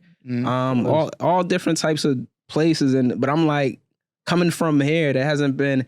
I think it stops. A lot of the times it stops at like Benzino, and like Yeah. over the years, people like appreciated what he was doing at that time. You know what I'm saying? But it was just kind of wanting to create something like that. Right. You know what I mean? There's definitely an opportunity to For be sure. there and stamp that within Boston. Yeah, and I feel the energy when we're out.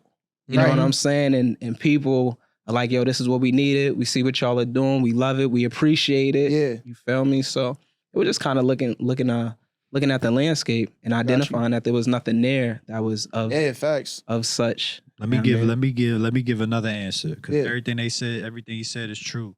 Label mean business. Okay. Simple as that. Sure. A lot of times when you're dealing with artists, you don't know if they about business. A lot of times niggas can be thirsty just for opportunity. No bull. You don't know if they got no manager, so you treat them in that respect too. But when somebody is coming at you with a certain level of business, you greet them that way. When Okay. you tell them you have a label, it's almost like you having a suit on. I see. Keep yeah. it real with you. Like, it's that simple. Like, Yeah. when you think about going up to the label, you can envision that no matter what name is on it. You can envision going through the lobby, Mm-hmm. getting checked in, Right. going up the elevator and sitting and talking business with somebody. Right. But I think that's what make people take you serious. And in this time where now you can own your masters, you have to approach it like that. I tell them niggas that. As much as I love Nate and Yana, there has never been a point in time. All the artists that are bigger than their brands, they have hard falls. Sadly. Yeah. You feel me? Right. But We seen it. 50 has Morph G on it. Jay-Z has Morph Rock. These are things that you can morph over time. You may change your business model, but this is a brand that you can continue to string along with you and bring the artist through that. Yeah. Rihanna for a long time was just Rihanna. Look how she done built Fenty Facts. out now. No You bullshit. feel me? That's the opportunity that's at stake for the artists that we working with Nay and Yana as they come into their own. Word Speak Life is not only a label, but a holding company in a space where now you can get upstart. Right. Okay. Brent Fayez and his situation with Worldwide Tie and Culture, and people marveling over his situation and being like, "Oh, how does Brent do it? He got the right infrastructure, Right. and the right label behind him, if you want to say." Yeah. But he's not with any type of label like that. You know what I mean? Sure. He's just picking the right partners to be in business with. And ultimately, that's what this music shit is, bro. Like, you got to figure out a way to pick the right partners that can go through this with you. Kevin Lyles, Leor Cohen, all them niggas was fans of Jay-Z and them niggas when they met him. Yeah. Irv Gotti, niggas is marveled by how genius these niggas is. I think the same thing is going to happen with them once they start traveling more and people can Yeah. real shit. Nah, for sure. He'll tell you, like, Yeah. this nigga randomly was in Africa and ran into one of my partners in music. That's fine. That's crazy. Like, random as fuck. Because he had the shirt on. My man ran down on him like, yo, what the fuck? Yeah. That's what this shit is. Like, people can recognize it. You Right. can spot it. Just like if you in the underworld, you can spot niggas who do crime. Yeah. For sure. A nigga that's naive can't pick it up. Right. So that's why I tell people in business is like, when you operate as an artist, you're going to see other artists. When you operate as a label, you're going to see business and partnerships. I see. That's what you're going to see. There's a lot of validity to what you said. And I think also a brand can live beyond just you feel me? Yeah. Like, if you're just an artist that stands alone, the moment your motion stops, that's it. sure. Feel me? But Word Speak Life, that can recreate itself the same way a Rockefeller recreated itself to Rock Nation. Now it's managing sports agencies and, you know, it's a management label and all that. So I think you hit it on the nail for sure. And I think people just take it a little bit more serious because everyone could be a rapper. Everyone could go on DistroKid, United Masters, whatever, put their music up. Well, what's that differentiating factor when you got a whole team behind it? And to simplify it for me, it just allows me to take something more serious too. Yeah. Like having that, like, yo, this is a label, it allows me to Stakes are higher. to stamp it, Yeah. take it way more serious. Cause now it's like, it ain't just about me. You Right. know what I'm saying? Like, it ain't just like, everything's not just relying on me. You know what I'm saying? Like, I gotta make sure. I want you to speak more on that because, again, like, it's a very selfless role in a sense where it's like you're not focused on scoring the points, but on the assists, and you're putting your energy toward building a whole other person up. You know what I mean? What does it take for someone to even be in that role, in that position? Because honestly, it's just really just willingness, yo. Yeah, I mean, like being able to see what I have to offer, I mean, for somebody else, and just being willing to do it.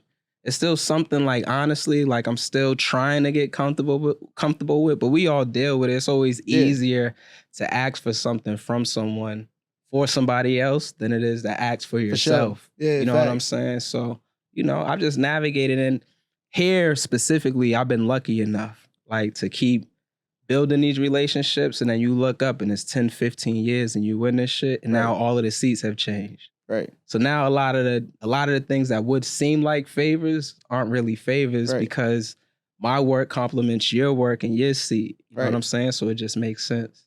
Yeah. That's real. That's tough, bro. hey, man, let's get into this album real quick, man. For sure. Out of the Hell process, yeah, Summers Ain't Forever just come together. Yeah. Let's start there. The process, it coming together. You guys have collaborated in the past on singles, but like to actually lock in and do a whole project, does it start with, like you said, I think you tossed out Langham County, or is it Langham? No, that's Court, late. Langham That's Court. late. That's a buzzer beater. Yeah, okay. Langham Court was one of the last records. Young Kobe was one of the last records. Really? Young Kobe we did out in Miami.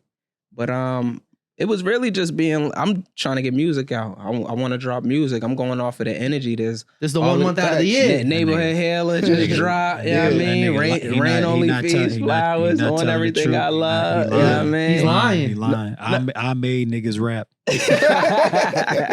Nate was rapping. Nate was rapping for sure. And Ike made niggas rap. I made niggas rap. And then Ike came through and stamped that I made niggas rap again. This nigga was, yo, we gonna put out this Nate Speaks. Like, nah, dude, we about to rap. It really came from just me being a fan of him and Hill. I went to a show where they did they album anniversary. Yeah. And I seen people in there rapping the songs, and I was just like, "Oh, nah, right. hold Ain't up. no way this nigga not dropping right now, bro. And City needs that though. I don't think niggas understand how hard it is to get niggas to know your song lyric for lyric. That's not easy. Niggas put out songs and niggas listen to them. They don't learn them. Especially when you rapping too. Like it's a lot easier when it's just the hook that repeats the same line over and over. It wasn't mad. It wasn't mad people in there. It wasn't mad people in there, but to see like 30 motherfuckers, 40 motherfuckers in there like really rapping, I was just like, nah, man, these niggas, they sleep. Facts. They sleep. You feel me? And when we did that, we did Chez Vous. And I think Chez Vous was really like the joint that really like popped it off. Because we was at Chez Vous last week. I think the thing that was about that, that makes sense. Even how the video came about, it was like niggas didn't overthink it. And that's where I was trying to get niggas to, is like, don't overthink it. Let's just get it moving. And we was coming out every Sunday. We started doing the records. Oaks Bluff was one of the early records that was recorded that lasted because it was so different. A lot of the other records was like typical Av and Chasing Cash, pop shit, rap about street shit. It's just hard. The beat Cool crazy, blend. the niggas saying slick shit, but Oaks Bluff was just like different. It was just different. The beat, how we came on it, how Dion did the hook, everything. And it was so effortless. Right. And I felt like the music, it aged well. And then we did Can't Buy Respect too. That was another early one. With Can't Buy Respect, for me, once I heard that beat, I'm like, where do I want to go with this? Yeah. And I just sat myself in a seat and I was like, well, where do I want to be in the next few years? Like, what do I see for myself? And that's where everything that is like came out in Can't Buy Respect. And that's 2 years ago. You know what I'm saying? So it's crazy. Okay. So it's like, and that's just like one of the joints too that really like, it didn't have direction at the time, but ended up becoming direction for like how I wanted to produce it. Got you. Because I wanted to make the shit have samples. Because I think I call us like, we like Rockefeller Star Trek babies. You know what I mean? That's how I look at it. You feel me? And I was like, how do I figure out a way to make this shit to where it's got like the soul shit, but it don't sound like, not to say not Griseldish. Right. But not Griseldish. Yeah. Them niggas have their own wave. Yeah. You feel me? But we still want to represent this like, I'm an Alchemist fan, but I don't want to sound like Al. You know what I mean? Sure. But it was big on figuring that out and really trying to channel a little bit of the Frank shit too, because Frank helped create an aesthetic. The avenue and the aesthetic. Right. You know what I mean? So you gotta respect it. I can't just be like pulling nigga all the way away from it. So I think that's what Oaks Bluff was. Like, Frank can make a gritty beat. Frank can make a dirty beat. Right. And it's like, he got to have that, but it also kind of got to be a little bit more cleaned up. Where it can be a little bit more. I think of him like Pusha T when I'm producing. Pusha gonna hit you with the bars, but he also know how to give it to you in song format. For sure. You can remember that shit. Sure. He got that replay value. That's one thing I always love about the clips is like, they gonna say some shit, but that shit got replay value. Facts. Yeah. They got good hooks on it. Yeah. It ain't just getting you lost in the rap. They know how to paint the picture in the hook and then go to town on the bars. Yeah. I feel like we did a great job with that. Feel free to jump in. Cuban Bracelet, my favorite. Cuban Bracelet, one of my favorites too. With Campbell's, I had to trick Campbell's on the rap. He could rap, my nigga. He could rap his ass off. I remember meeting him in a studio session, in Providence when he was just doing engineering work. But he really could do anything. I seen him also at we seen him at whose name, bro? How am I forgetting, bro? West Side's brother, bro. Literally.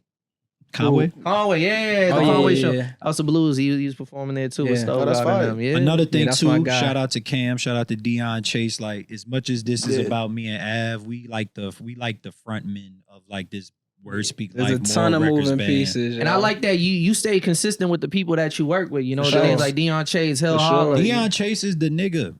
He's the nigga. He's a glue guy. I love him. He play a pivotal role in like whatever we need, engineer, artwork, all that. Like when you see this music that we making, Brian Kidd, another one. Like these are like the people who make this shit to where Cooley, Aaron Cooley, like, shout out like, Cooley on another BMA nomination. Videographer of the year. Yeah, You stamping that? We need it. We trying to push. Yeah. Y'all go vote us. Vote us up. Vote 5 us up, nominations across the board for Word Speak Life. We need everybody to hit the polls. Fire. Bad for the communities on there too. Yeah, the hit the album. polls. He can do it for me. Nigga, I ain't do doing you that, hear man. this? I ain't Hey, doing yo, that. hold on. Nah, Hold bro. on. Nah, because this is something that I Vote want for this nigga too, man. Yeah, I want to like, why not?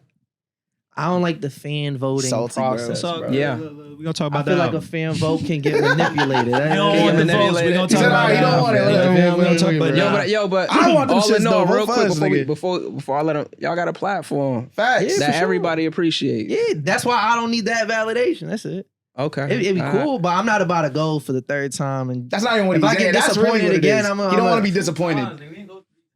the first time they didn't nominate niggas when they should have. Hey, yo, So I'm gonna tell you, yo, like I It be said, like that, though. Yo, I done been fool me yo, once, listen, fool me twice, Let me tell fool me 3 times, nigga. Hey, yo, bro, listen. When I first got invited to the BMAs, it was for Mass Ave and Linux, right? Up until that point, this was 2017, 2018. It was almost, I'm not gonna say it was unheard of, but it was almost kind of heard of for any rap or hip hop artist, music, anything to be nominated. That one year we was nominated for 5. I didn't walk home with any.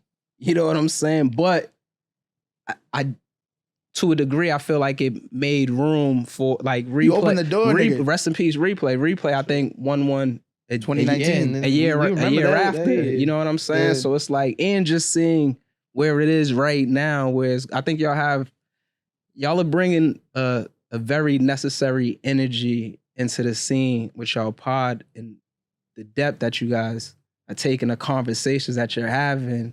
I don't really see it across the landscape. Tell him, field look into that you're in. camera right there and tell him, nigga. Nah, I'm playing. it's, I'm it's talking to real. us. So you know, I'm Man, vote for this nigga, man. He's sad, man. Vote for this nigga, man. gotta back This yourself nigga up. sad. This That nigga sad. Vote for him, That you know nigga what I sad mean? deep down. I'm not. It ain't but about the bread. it's I'm gonna not. tell you this. Look, No. don't be an ingrate, nigga. No, you laughing? You laughing? They nominated I'm us, old bro. enough to be around, What's brother. Snoop ain't win no Grammy. Be fine with nominations. Be fine with the acknowledgement, brother. Accept it. Everybody can't win, but at the same time, they could not be talking about you. Facts. You could be putting all this work in and it be feeling unrecognized and you know that we all fighting for this shit. Like we all fighting for this shit, bro. And it's that same thing. Don't be too cool. Being too cool sometimes is being too humble. Facts. Too in this space. And I don't think anybody can afford to do that. And niggas don't like saying that. Yeah. Niggas do not like saying, Especially and not I in- get it. not in You know what I'm Boston, bro. saying? But Yeah. like you have to like a lot of this shit is about ownership. You know what I'm saying? And like we've been running around with Word Speak Life, the name for a little bit, for a few years now, me and him. Until we stamp, yo, this is what we doing, this is what we stand on, this is what we represent. And everything that comes through because of this pipeline, we gonna stop, we gonna pat ourselves on the back. Because that's what allows us to clear our mind to be able to get Facts. to the next thing. I hear that. Just not getting excited about it. That's it. No, you That's all should. it is. You don't have feel to. it. Should Can I not- see how much work I get, and then we gonna go to the awards, and then this random person gonna win. I'm just gonna be like, yo, what But the that's, fuck but is that's, going I think that's the on? problem though. It's Y'all the same pocket thing. watching. That's That's what I'm pocket saying. watching. You feel me? That's the Don't same shit pocket that I was watch. saying If that's the before type of about nigga niggas. you is, go to therapy, bro. Because niggas gonna get bread forever. You doing a lot of Niggas down gonna south, get bread nah. forever. But nah, bro. but he's spitting though, I'm 'cause this being is the same real. shit that I was Niggas saying gonna get before bread. about Niggas niggas, gonna bro. win forever, bro. You feel me? have to For sure. respect the game, son. You gotta respect it. You don't know what other niggas is doing. You don't Because know you also other don't want to. relationships. You don't want to disavow. You don't want to Yeah. disavow someone You don't else's wanna do work, that. bro. You don't You're wanna right. do When it that. came- By You don't saying wanna like, do oh that, fuck son. that award, it don't even matter. It's like Yeah, you nigga, don't but wanna someone do just that. won I that didn't say shit. fuck You the don't You know wanna what I'm do saying? that. Yeah, you I did. didn't say But- fuck the award. Yeah, you I did. didn't But say then, fuck but the then it's award. on top of that. It's also like, yo, if someone else win, like look into their body of work. You know what I'm saying? Like you don't know, like you don't want to disavow the work that they've Speak done. Life, Boston Music Awards, and Bad for the Community. Let's tee it up. That's what I'm Let saying. it do what it do. I was too. No, I want to we see. Nah, but I was telling him last year. promote Nah, it. Facts. bro, we gotta. Nigga, we want to see Yana G for best new Yeah, artist, man. nigga. I And want to we see need Ike that. for Talent Manager of the We Year. need Like it. that's what we looking We for. need You know what I'm that. saying? I was just saying, Like, we wanna see I these like the things. concept of it. If it was like, I know the committee nominates people. I would like to see like that same committee also just make the vote. That's that politicking though. You want Again, to like, give it I to just the fans know a what a little fan bit. vote. It could. It goes back. It does go back, but you want. That's why you want They to vote give again? it. Okay. But that's why you want to give it to the fans.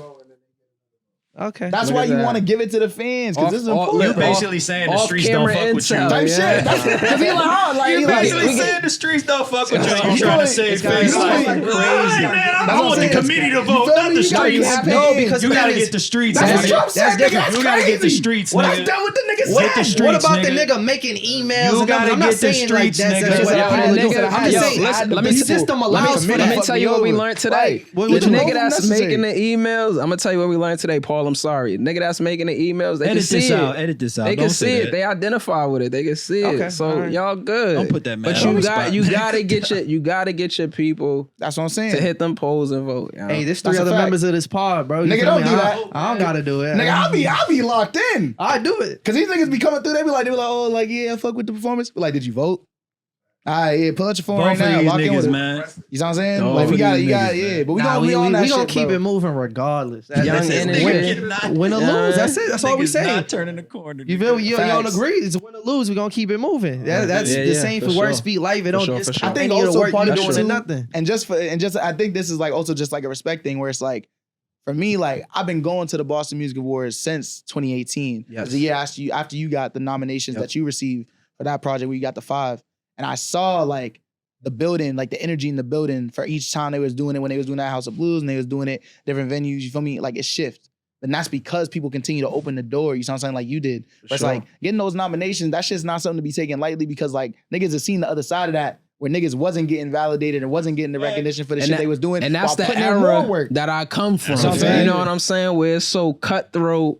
You know what I mean? That there is no consideration. You like, yo, these are the years where I'm really putting my footprint in the sand. Right. Like compared to how we talk about output of music and everything. At the time where the output was Was and at the its quality's high, hitting and the talking, I'm just not, it's not happening for me. You know what I'm saying? So when I see these things aligning, I just gotta ask why. You know what I'm saying? Because, you know, a lot of blood, sweat, and tears, a lot of people have, you know what I mean, just to be considered in this space. Right. So it's like, you know, it is something to kind of like be proud of. You feel what I'm saying? To a degree. But I also do understand your stance too. It's a little valid. valid. I see It you is know what I mean? valid. I'm playing You know what I into mean? a little, but it's cool. The nigga be at the crib like, I want to win something. Telling you, bro. crazy, the suit bro. calling to me, like, I'm trying to put that shit on. Nigga. Like, you know what I mean? But back respect nah, to the album. Yeah, back to the album. For sure. One thing you mentioned was the samples. That's something that really jumped out to me That too. album ain't got no samples on it. Don't say that. Cause that's the question I had. Allegedly. I didn't want to do y'all like I was like These Them alleged is samples. human-made samples by ain't me. no way. We did that. But Hey. what I mean is like what I mean by that is the aesthetic. Like we get it, you feel me? But I think we did a really, really good job on this album of giving us a good foundation for the next. You know what I mean? Right. Like when we made the music in Miami, the intention was to kind of do like a 2-side project. But the greatest thing is I think we've had enough communication and time with each other now where like if he decided to throw it on a project or this and that, whatever. It took me a while to get there. But I trust they changes now. You Right. feel me? But it took me a while, you feel me? I But feel you. I think now, understanding that I can trust them, my focus is really just on making sure like the aesthetic of the music, we keep this close knit. Yeah. I'm so glad that interview with Dre and Snoop just dropped where they talking about locking with one producer, because that's what I'm telling these niggas. Yeah. We can't.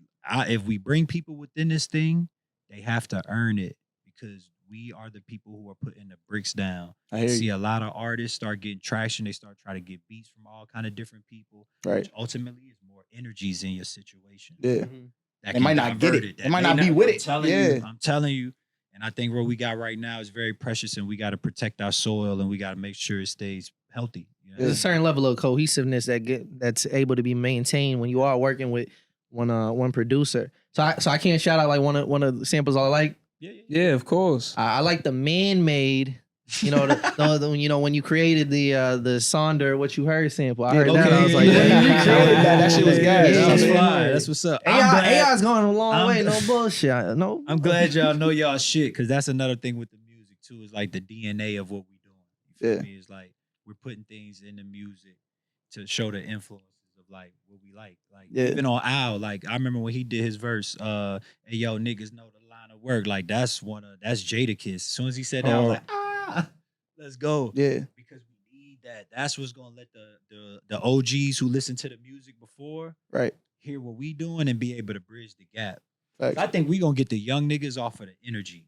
And then they'll grow into the music. But I also know there's like a larger audience of people our age and a little younger who like this fly shit that we do. Yeah. It's just be hard to find it sometimes.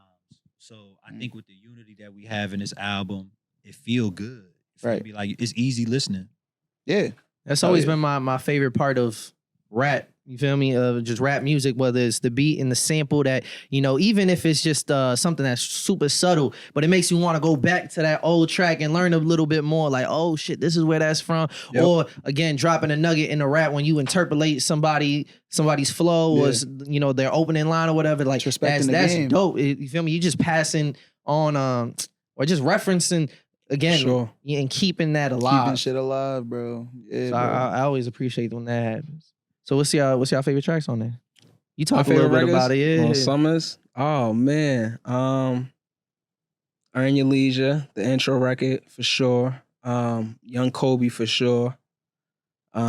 Sports Mode, one of my favorite. I love the whole tape. To he be like honest. all the ones he go first on. I love the whole project. All the ones he go first on. I love the whole project because for me, to be honest, like this is probably the most.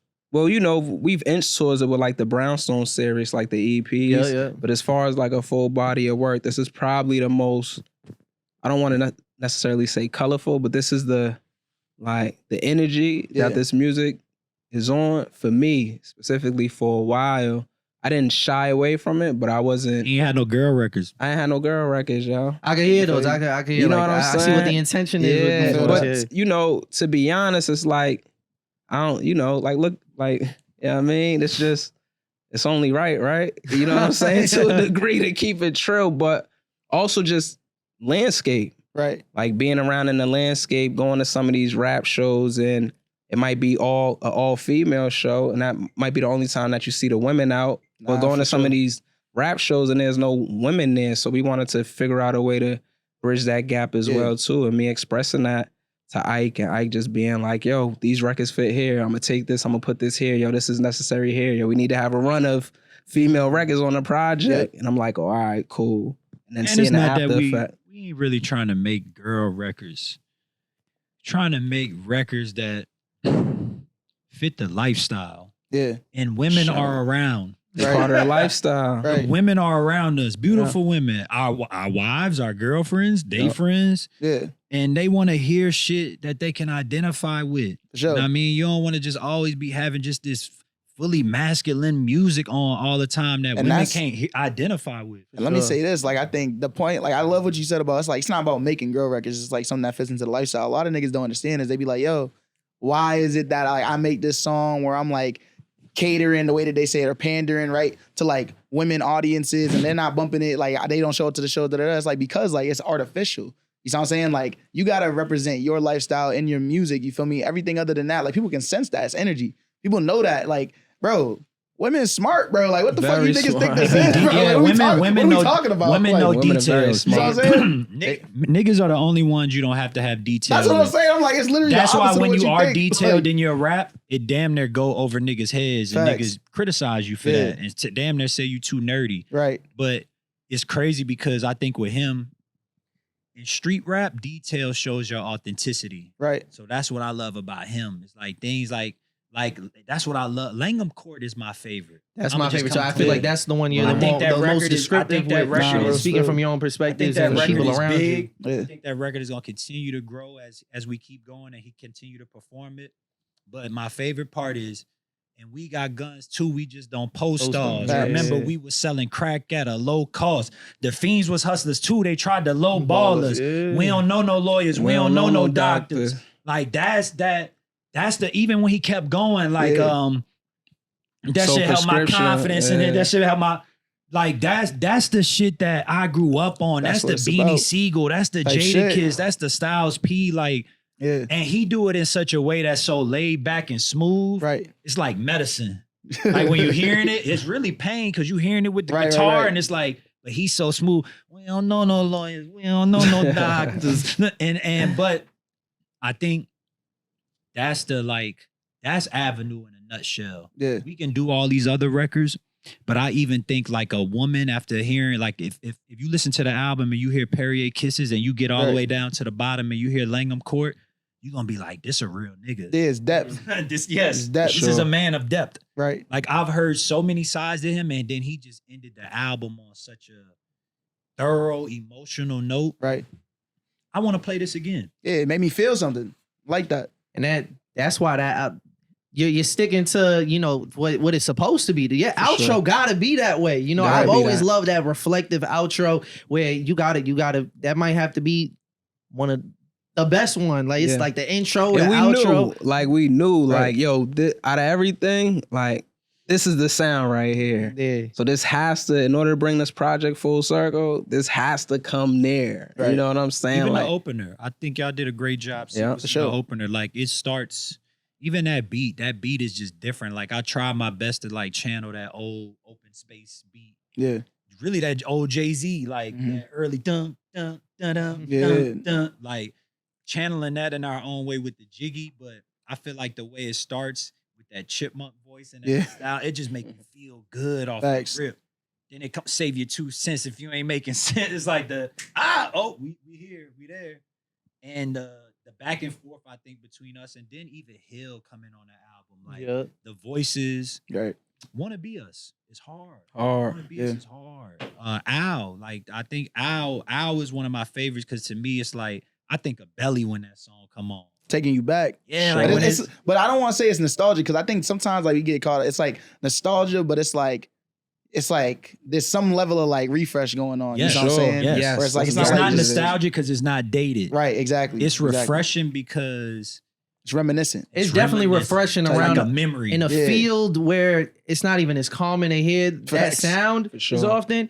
I think that's where the refreshiness comes from. Even I if it thank is y'all for rooted this, in bro. something that's, you know, nostalgic. It's the same way with Griselda. Like that's not new necessarily, but it's definitely a breath of fresh air Sure. in a field of just trap beats, drill shit. You know what I mean? Right. and the way they approaching it. That's the one thing I always Yeah. love. Like it took me a while to get used to the West Side Gun flow, but after a while, you start to realize the voice Yeah. and the way he's over it. It it's might an just instrument, be yo. all Exactly. piano, yeah. And I think that's like the next space of where we going. Where like we exploring sounds. We know what we want to rap about. Right. I'm the same as him. If I don't got enough to rap about, we easily know how to build the sound and the flows. But we did a couple joints at the house recently and the stuff that we did in Miami. I think the more we travel, you'll start to see that. Okay. Like when we was in Miami, we made Miami music. Crazy. Okay. When they come to my crib, we make my vibe at my crib music. Got you. Feel me? Like my crib is fly. We gonna make some fly shit. Real. When we was in the trenches, we made Oaks Bluff. Trench That's no real. blinds, though. no So- blinds on the window. Yeah, Nah, the real environment shit. do You know what I kill mean? it. Like, Takes so to it, bro. I No think bullshit. that's Yeah. that's the thing right now. Like Langham Court, we making that music because we got like 1 foot in and 1 foot out. So I Yeah. pray that everybody that's rocking with us right now, this the sweet spot. Cause I'm trying to go big. I ain't playing with niggas. I want us to go on the road with the whole Word Speak Life More records. But Yeah, I think that's right fire. now, with what we doing with his project, Nay and Yana's, like this is that sweet spot. This is like that early Jay-Z Volume 1, Volume 2. Got you. Timbaland beats on there, Missy Elliott, first 2 albums. Right. That's what we doing right now, bro. Got you. Hey, and obviously I knew going into it what Av's gonna bring to the table. I was pleasantly surprised too with the bars he was bringing to the table. bullshit. Sauce, my nigga. No bullshit. I knew it. Once I showed some love, it's like, oh, this nigga saucy. Nah, you was spitting on that shit, though. You was spitting on that shit. Nah. No bullshit. Twin. Twin. right. Don't say that don't say that too early. Don't say that too early, because I got a question for you. Feel me? Because I listen. Let's go. Shit on. So what do you mean by need a 5'5" to a 5'9" with pretty eyes, city girl with Diddy vibes? No, Diddy. Diddy. Okay. See, that's what the culture is. That's what got no sauce. That's not saucy enough. He took it right back. When I tell you that I'm hearing you say this, and I'm like, what did you think he said? I thought he said Diddy vibes. But I am older, so you're younger. I don't expect Sadiddy. So break that down. And that's also some southern shit, bro. Yeah, Sadiddy is like classy, like super fly. City girl, meaning like she still get turned. She gonna fight. She gonna do that. But at the same time, she classy. She got a little debonair. And you gotta pick words that rhyme. What else would I was gonna say? I was just like in the that nigga said city girl with a Diddy vibe. I didn't know that you meant. I was like, that's a double entendre right there. This is your But I'm nice though. I could have meant that. City girl with Diddy vibes. Come on, I could have meant, but I didn't. I thought that's what you was trying to do. City girl, I want to tinkle on her. No, he said, "Nah, don't put that on my name." He like a girl that drop drugs in his drinks. What other that's crazy. coach y'all got? But I appreciate this. This is the city girl with Diddy vibes is crazy. I thought that was for you. Okay, I'm glad you. But city girl with Diddy vibes. Diddy vibe. I like Diddy, yeah. Hey, sometimes as a rapper, you just got to take both meanings. Like you got to put a real together. meaning, and then if someone breaks down something way dope, and you're like, nah, that's the one I'm going with now. Yeah, that's what a lot. That's what you got to do as an author, nigga. You feel me? Interpretation. You're like, yeah. But nah, it's not that. But I think that song. Do you recognize the drum pattern? See, that song got a lot of DNA in it. Like we took the old school and the new school and really like merged it together, because that's Sonder, but that drum beat is also LL Cool J. I represent Queen. She was raised out in Brooklyn. Oh, that's what I heard as soon as I heard it. That's crazy. Y'all got this joint on Genius? I feel like that's one thing. Yeah, you might need to do it. Especially when you do have all these different, because I just caught the samples that like are easily, but you might have something in there that I couldn't even catch with a couple lessons. That drum beat back in the day used to drive the women crazy. That in like the Poison drum pattern. Yeah. My thing with production is I'm trying to find pockets for the women that's gonna make them dance. You know what I mean? And even niggas, like dudes got a 2-step. You feel me? Like it ain't about this shoot 'em up, bang bang, showing money on the gram. That era. And without even noticing, for me, those are it's easier. Like it's not that I haven't shied away, but I've just been in my own bag and creating with the way that I've been creating. But those ones are easier because when I hear them, I literally tap into me being young, 1994, walking around, hearing Around the Way Girl, hearing these records and the production of it, and just really remember how it made me feel, which automatically just strikes the words. Like it allows for the words to come out just off of the feeling of it. Even Young Kobe, man, like when we did that, like my intention was, like if you a real rap nigga, you know that sample, you know that guitar, and you know how big come on when that shit drop. Yeah, gotta be a lie. Then you got the street version with Max B and French Montana. God damn, these niggas be on me. I gotta stay, but I gotta go. Damn. And then we come with our version of it with Young Kobe. And I remember when he first came up with the words, y'all niggas took the stand. Y'all niggas take advances. Y'all niggas never take no chances. Like, that shit real. Right. That shit is real. That shit is real. You feel me? And I feel like he finds a very elegant way to like talk about his past, but in a way that's like reflective. Right. You know what I mean? I'm quick to tell a young Kobe to check up. No, they gotta respect us. The switch and start. You had your neck up. Yeah. It's always broke niggas that be extra. Raise your blood pressure at your checkup. And if you feel I'm always down the slide. Up. It's electric. Come on, man. Yeah, Come on, man. Boston. Type shit. I'm about to say it's the authenticity. Best rapper. Right there. Boston. Yo, you know what it brings me back to? And I don't want to get, the purpose of me bringing this up isn't to have that conversation again. But there was a moment in time where at this podcast, we had a conversation about the Mount Rushmore of Boston. You feel me? And it created so much fucking conversation and backlash from that shit. He was on it? He wasn't. Make it? Not for our the niggas that made the list. Our guest answered and our guest. What's the criteria so I can know?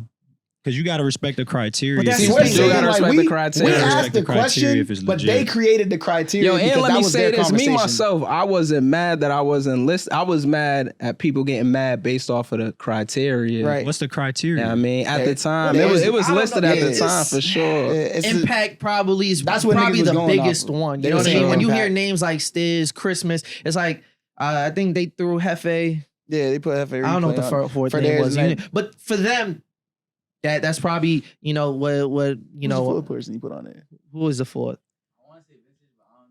Yeah. I think that was my I was gonna say thing. Bia not I think up that there? was no, but Oh, I think that's what- that's yeah, where they I didn't got put into Bia it on because I'm there, like nah. Bia should be Bia on has there. to be up there already. It was Oh, yeah, Millie. Bia made her piece about it. I think it was Not Millie, being on Millie's there. Joyner, Stiz, Bia and somebody No, else. Oh yeah, You they cannot- put you Millie's. They cannot- put Millie's. They might have put Millie's. They They didn't put put Millie's. Joyner. They didn't put you Joyner. Yeah, cannot. they put Millie's, Joyner Stiz, Lucas is Christmas, and, Boston. Joyner Lucas got to FA. be up But that's there. the thing. Mount Rushmore's 4 spots. You can't Well, you do can't just do 4. that, but I would Someone's say gonna get this. left off, and it's not. I would say this. It's way too many people. Well, no, It you is, it can is. do a Mount Rushmore, and it can change ever so often, but it's Right. got to be based. If it's on impact, impact is based off your resume. Facts. And so this my brother. If he ain't got the resume, he can't be on there. He can be the illest, but at the same time, it's kind of like Big L. Like Big L was hard. He created like an archetype of like punchline and all that shit. But if you don't got the body of work, Right. nigga can't really, Right. some niggas can say that, but at the end of the day, Big got 2-3 albums. Them bitches just hold up No bullshit. over time. For You sure. know what I mean? So No you have bullshit. to have something that holds up over time. I don't know Hefe replay music, but I have seen so many people in this area mention him. Right. So he got to be somebody significant. Right. Bia's still cracking it, so she got to be up there. Millie's is really doing this No shit. He got bullshit. the respect of the Jada Kisses of the world, so he got to be up there. You can't put a nigga up there just because they got one classic, because there's niggas that got classics and don't keep going. And I Yeah. think that not to say there was a disconnect, but that's where you're gonna get different answers, right? Because if we looked at it from like the most successful and like the people who made What's the classic album of Boston?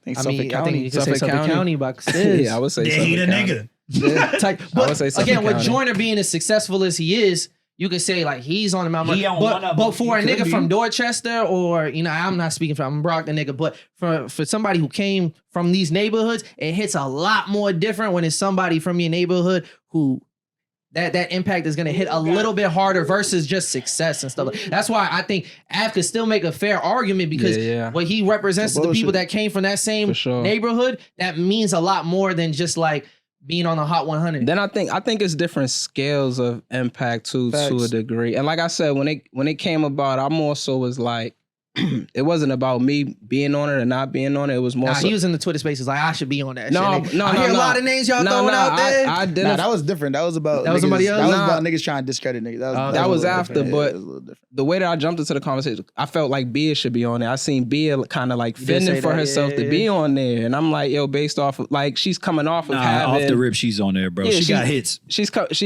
first, like it starts with like Pharrell handpicking her, Right. going to grab her. You know what I'm saying? This is what I was saying in the chat. Family. Then it takes her family by way of Pharrell, or Pharrell by way of family. Then it takes her going on her journey. You know what I mean? It might not work out. Her falling off, her getting into reality TV, staying down, figuring it out. And then she has a whole nother run. So for me, when I identify with, I'm like, oh, she's been tested and proven. She's came out on the other end of it. She should be on there. So when I seen people discrediting her, for me, myself, I was like, nah, I don't think, you know what I'm saying? Like that's Yeah. obvious. That's a Yeah. no-brainer. And when it comes to me, I feel like criteria, I feel like it does definitely depend on criteria, but I feel like also there's no real way to account for impact sometimes. Yeah. It is by having a song that niggas remember. So what's the songs that niggas remember? Because songs identify periods of time. So that's Sure. why I'm asking y'all. Like y'all said Suffolk County off the jump. No bullshit. So what's another song that represent Boston that come from Boston artists? I'm not gonna lie, that Michael Cera shit from Christmas is crazy. Cause that shit opened the door for niggas to like really understand what What's the a like Boston? Okay, blog era so was you about. name two people who I don't identify with as street rappers. So y'all got that side. What's Sure. a street record in Boston that still ring to this day if niggas play? Boston niggas chime in. It depends, bro. Ain't shit funny. Ain't shit funny, I think, for sure, especially the remix of everybody. That's true. Probably to keep it true. Yeah. No bullshit. That's true. But yeah, I would say that too. Yeah, I mean, but I don't know. It's tough, man, because like when it comes down to impact, for me, myself, I can only speak on myself, but there's just I feel like there's certain things that I myself add, or I have, there's things about me that necessarily somebody else may not have. And it's the same, it works the same the other way. But I don't know anybody else who could come out and say, yo, nigga, I'm really from the town. When everybody else is going here, I'm really from the town. Yeah. And then the whole fucking town and state really starts waving that flag. That's impactful to me. For sure. It might not be impactful to somebody else. You know what I'm saying? It should be, though. That's impact to me. So I think it just kind of comes down to what you determine impact to be. Because here in this landscape, I think it's bigger than just one song. No, there's music and there's presence. Yeah. It's always gonna be that. There's music and there's presence. Yeah. So, I'm not 100% sure if anybody has successfully embodied absolutely everything. You know what I'm saying? But, I think we there though. I think we have pieces there. I mean, but a Mount Rushmore conversation, I think it is. I forgot. I think it's dope. A Mount Rushmore conversation is dope. But I was in defense of Be being on there for sure. Yeah. No, we don't got to get back again. Like y'all told me. Again, if you're in the conversation, you're nominated. That's a fact. It's a winner, right? That's what niggas said. Don't get mad if you're not on the thing. You up for the conversation? You feel me? Because some niggas not even in the conversation. That's what y'all telling me, right? No, that's real. That's right. You got to be getting talked about, man. Because ultimately, we all want to get heard. People gonna pick what they gonna pick. Yeah. But we all want to get heard at the end of the day. You know what I mean? And Mount Rushmore side, you better have some rappers from your city because you remember when you didn't have them. Facts. For sure. You got to listen to everybody else. That's what I like to tell no people. Bullshit. Like, don't criticize the artist where you from is that hard. Don't you find the ones that you like, support them. Right. But don't criticize the ones you don't like, because what you do is that end up overshining the ones that are nice. Sure. It's not a big enough market here for artists to get pushed that far ahead. Right. For me, so I always tell people about the same thing in New Orleans. You know what I mean? Like, I love Rod 49 because he's from New Orleans. Whether I listen to him every day or not, no, I don't. But I have songs from him that I like. Yeah. He keeps the door open for people's ear to want to listen to things from New Orleans. Because right now, too, with the way that locality is kind of missing, you got to rep to give yourself a chance to get heard. Everybody just on the internet living. Yeah, you feel me? And it's like, if you can't make it on the internet, then where you gonna make it at? Facts, you got to do it in your city. You got to figure out a way to do it somewhere else. Yeah. You know what I mean? And in an ecosystem like that, you got to be able to get on the show with people. Because if you can't get on the shows, everybody gonna have a chance to be a headliner, hopefully based around how good your music is. Sure. But people forget about those other 2 hours before the headline get on there. They need good artists on there, man. People don't want to pull up and see a bunch of fucking newbies on stage. Niggas would love to pull up and see some good niggas. Facts. But you can't do that if you don't have an ecosystem, bro. Yeah. But I think it's like the beginning of the way that this interview started, like when we were kind of getting into the conversation, facts. We was talking about this concept of like we see like the door opening up a lot more for like that support locally. I say this, bro.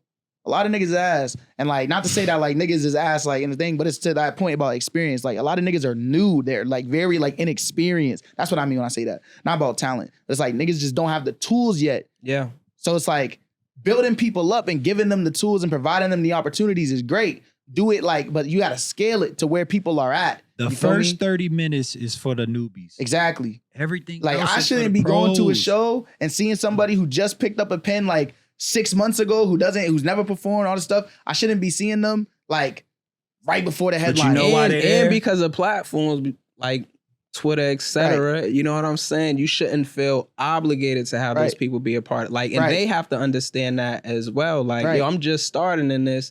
It might take a little bit. Like, I feel like that portion, and that's the artist development side of it. But I feel like everybody skips over the artist development side because it's so easy. They say that. I feel like let me just go get the laptop, grab BandLab on the phone. Look. Yeah, man. I think development is in the public eye, and it gives you, when you're scrutinized publicly, it shortens your lifespan. For sure. It's like fucking with a girl that you know got bodies galore. It's like You was into it until you found that out. Now you like, I don't know. Yeah. I don't know if I want to go out in public because you got to think about how that affects your reputation. You got to be a firm nigga to stand next to a hoe.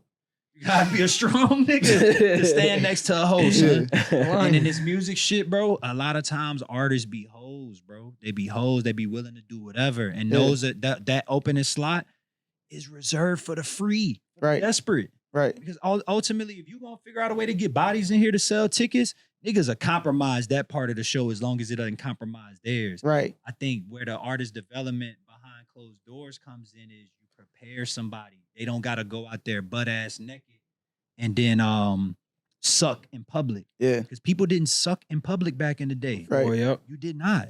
You did not get seen, bro. Yeah. You know what? You know when you got seen? On American Idol, the part where they got to get niggas to laugh and stay tuned in for the rest of the part, that's where all the sucky people went. And then after that, what happened? You saw good niggas. Exactly. Good niggas kick in. Niggas don't want to run the open mic circuit. They don't want to do none of that, bro. Nah, we have to keep that process going. You do not need to be sucking on stage. You need to be sucking in the cast, audition room, all that type of shit. You feel me? So I think the more we get back to that, we'll be fine.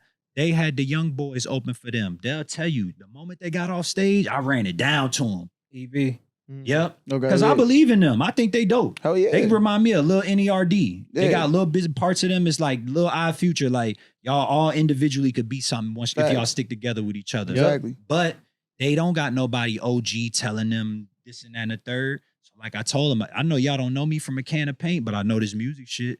This what y'all need to be doing when y'all on stage. That kid Maceo got it. Nah, for sure. No, you can I rap don't remember niggas' names. I remember him. That's dope. I remember that crazy, nigga, bro. That nigga hard. Maceo to me one of the realest niggas like in general because like I remember there's like moments with niggas. You feel me? Like I remember seeing this niggas like driving passion for music, not even in a music context. It's during the pandemic 2020. I remember this nigga was riding a bike, bro. He's trying to learn how to ride a bike, and I watched that nigga go down this hill and fall like 50 times. Nigga, that shit was crazy. That nigga you remember this? That nigga, bro, he finished doing all that shit. He finally made it and all the shit. He's like, word. That nigga went to his bag, pulled out a fucking tape record, like a tape deck. Yeah, he was like, yo, bro. And I was like, this nigga got it, that nigga. Nigga's amazing. Like, that was my first time in the ride, but I was like, yeah, fuck off. Fuck everybody else gotta say, this nigga got it, that nigga's amazing. Yo, you know what it is with Mace? What I love about Mace is like, and I've had a chance to build with Mace like on a personal scale, right? Because Mace is all of the EV kids, they didn't came through the 617 peak ladder. You know what I'm saying? But Mace, when he raps, like you can tell he's really trying. It's therapeutic, but he's really trying to rap his way out of a situation. That kid's story is so real. It's so pure and so genuine. You know what I'm saying? That's why it's received like that. When you hear it, you feel me? But yo, they're so talented, yo. There's no ceiling for them. The fact that they're opening up on their shows, right? You know, they have they're a open home. to the feedback too. Yeah, they have a home, and you know that's how artists were incubated, dog, through the road and through shows and coming through somebody. Nigga had to sit behind Lil Richard, and nigga had to like that's the game. I think these young niggas not understanding that shit, bro. You have to get drafted to get to the league, right? He'll tell you, you feel me? You want to live your dream, you need to go through the proper channels. Right. A lot of niggas out here freelancing and making it look good because it's not hard to make things look good anymore. Facts. They think you could pick up a ball freshman year in college and just go right to the league. First of all, the iPhone's so amazing, you can make any nigga look wavy on it. No bullshit. MacBook, anything, 4K, all this shit can make you look wavy. CapCut, they got all the pre-templates. It is not hard to make shit look good enough to get your attention. But then when does it start feeding the appetite that you have for something? Right. And I think that's why people are just jumping from one thing to the next. Sure. That's fast food. Yep. But the moment you get Wagyu, you never want to go back, bro. On dogs. You never want. Once you get that A5 for real, you want to get A5 paper. Yeah. You want to get A5 paper. And that's what his music is going with, what we're doing. Like, the young niggas will be able to open up for Nate and all the shit that we got going. And one thing I love about EV when I seen him on stage, they didn't take their time on stage like the crowd wasn't there. Facts. They on stage like the crowd there. Like it's the biggest crowd there, right? The biggest crowd they ever gonna see. What's the black nigga with the glasses? Which one? Mackie. That nigga, Mackie? That nigga he got the personality. He hit, son. Yeah, he hit. No bullshit. He got hit, it. bro. He Got hit, it. bro. whole clique is. I like Jazzy, I like all of them, but him and Maceo, them niggas like that's you know how you can spot like Earl and Tyler out of the clique. Them niggas that got that fervor for that. Yeah. And then you get Taco and everybody else to blossom along. Then you got Sid with the internet. Yeah. They got incubated though, man.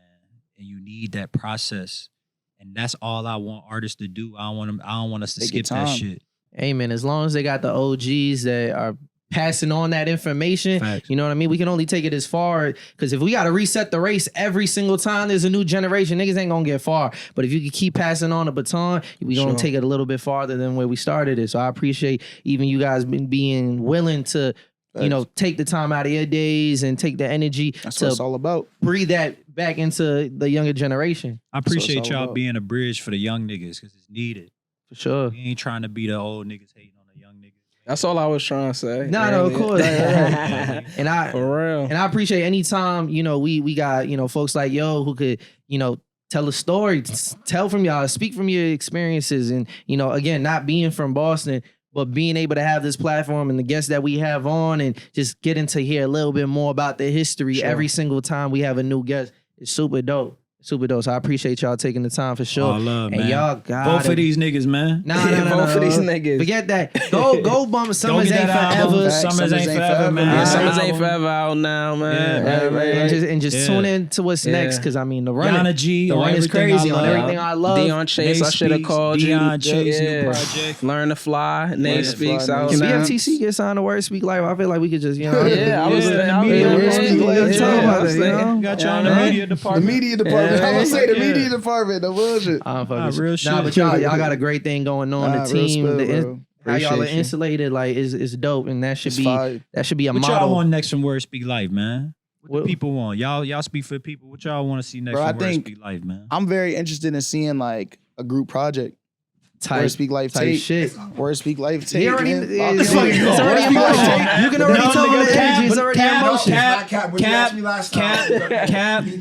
You asked me They was not. He was not. You told him that. That was our idea. Cap. Before we came in here, don't let me get you on camera. Finally, don't do that. I'll get you on a Cap session. Group project. Nah, I'm fucking with you, but nah. We that It's on the way. Yeah. That's important. That's super dope. So we gonna be looking forward to it. And when y'all do that, we gotta get the whole team over here. What y'all want next from this nigga, man? Hey, we just got some, but honestly, I just want you to keep telling your stories, man. You feel me? Especially talk about this new phase of your life. You know what I mean? Sure. You know, it's great to be able to reflect on, you know, the environment that you came from, how it molded you and changed, and, you know, the person you become. But I'd love to hear, you know, the father side of it, the business side of it, you know, and drop gems for a lot of us that are in that phase of our lives too, where we trying to pick up the pieces.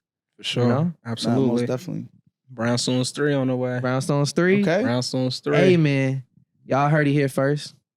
We appreciate y'all. Summers Ain't Forever. Summers Ain't Forever. Avenue Boulevard, Chasing Cash. Word Speak Life. All streaming platforms. really Word from the Speak time. Life. Community, man. We appreciate y'all. Big facts, man. So, Appreciate you. Everybody who's watching this, enjoy yourselves.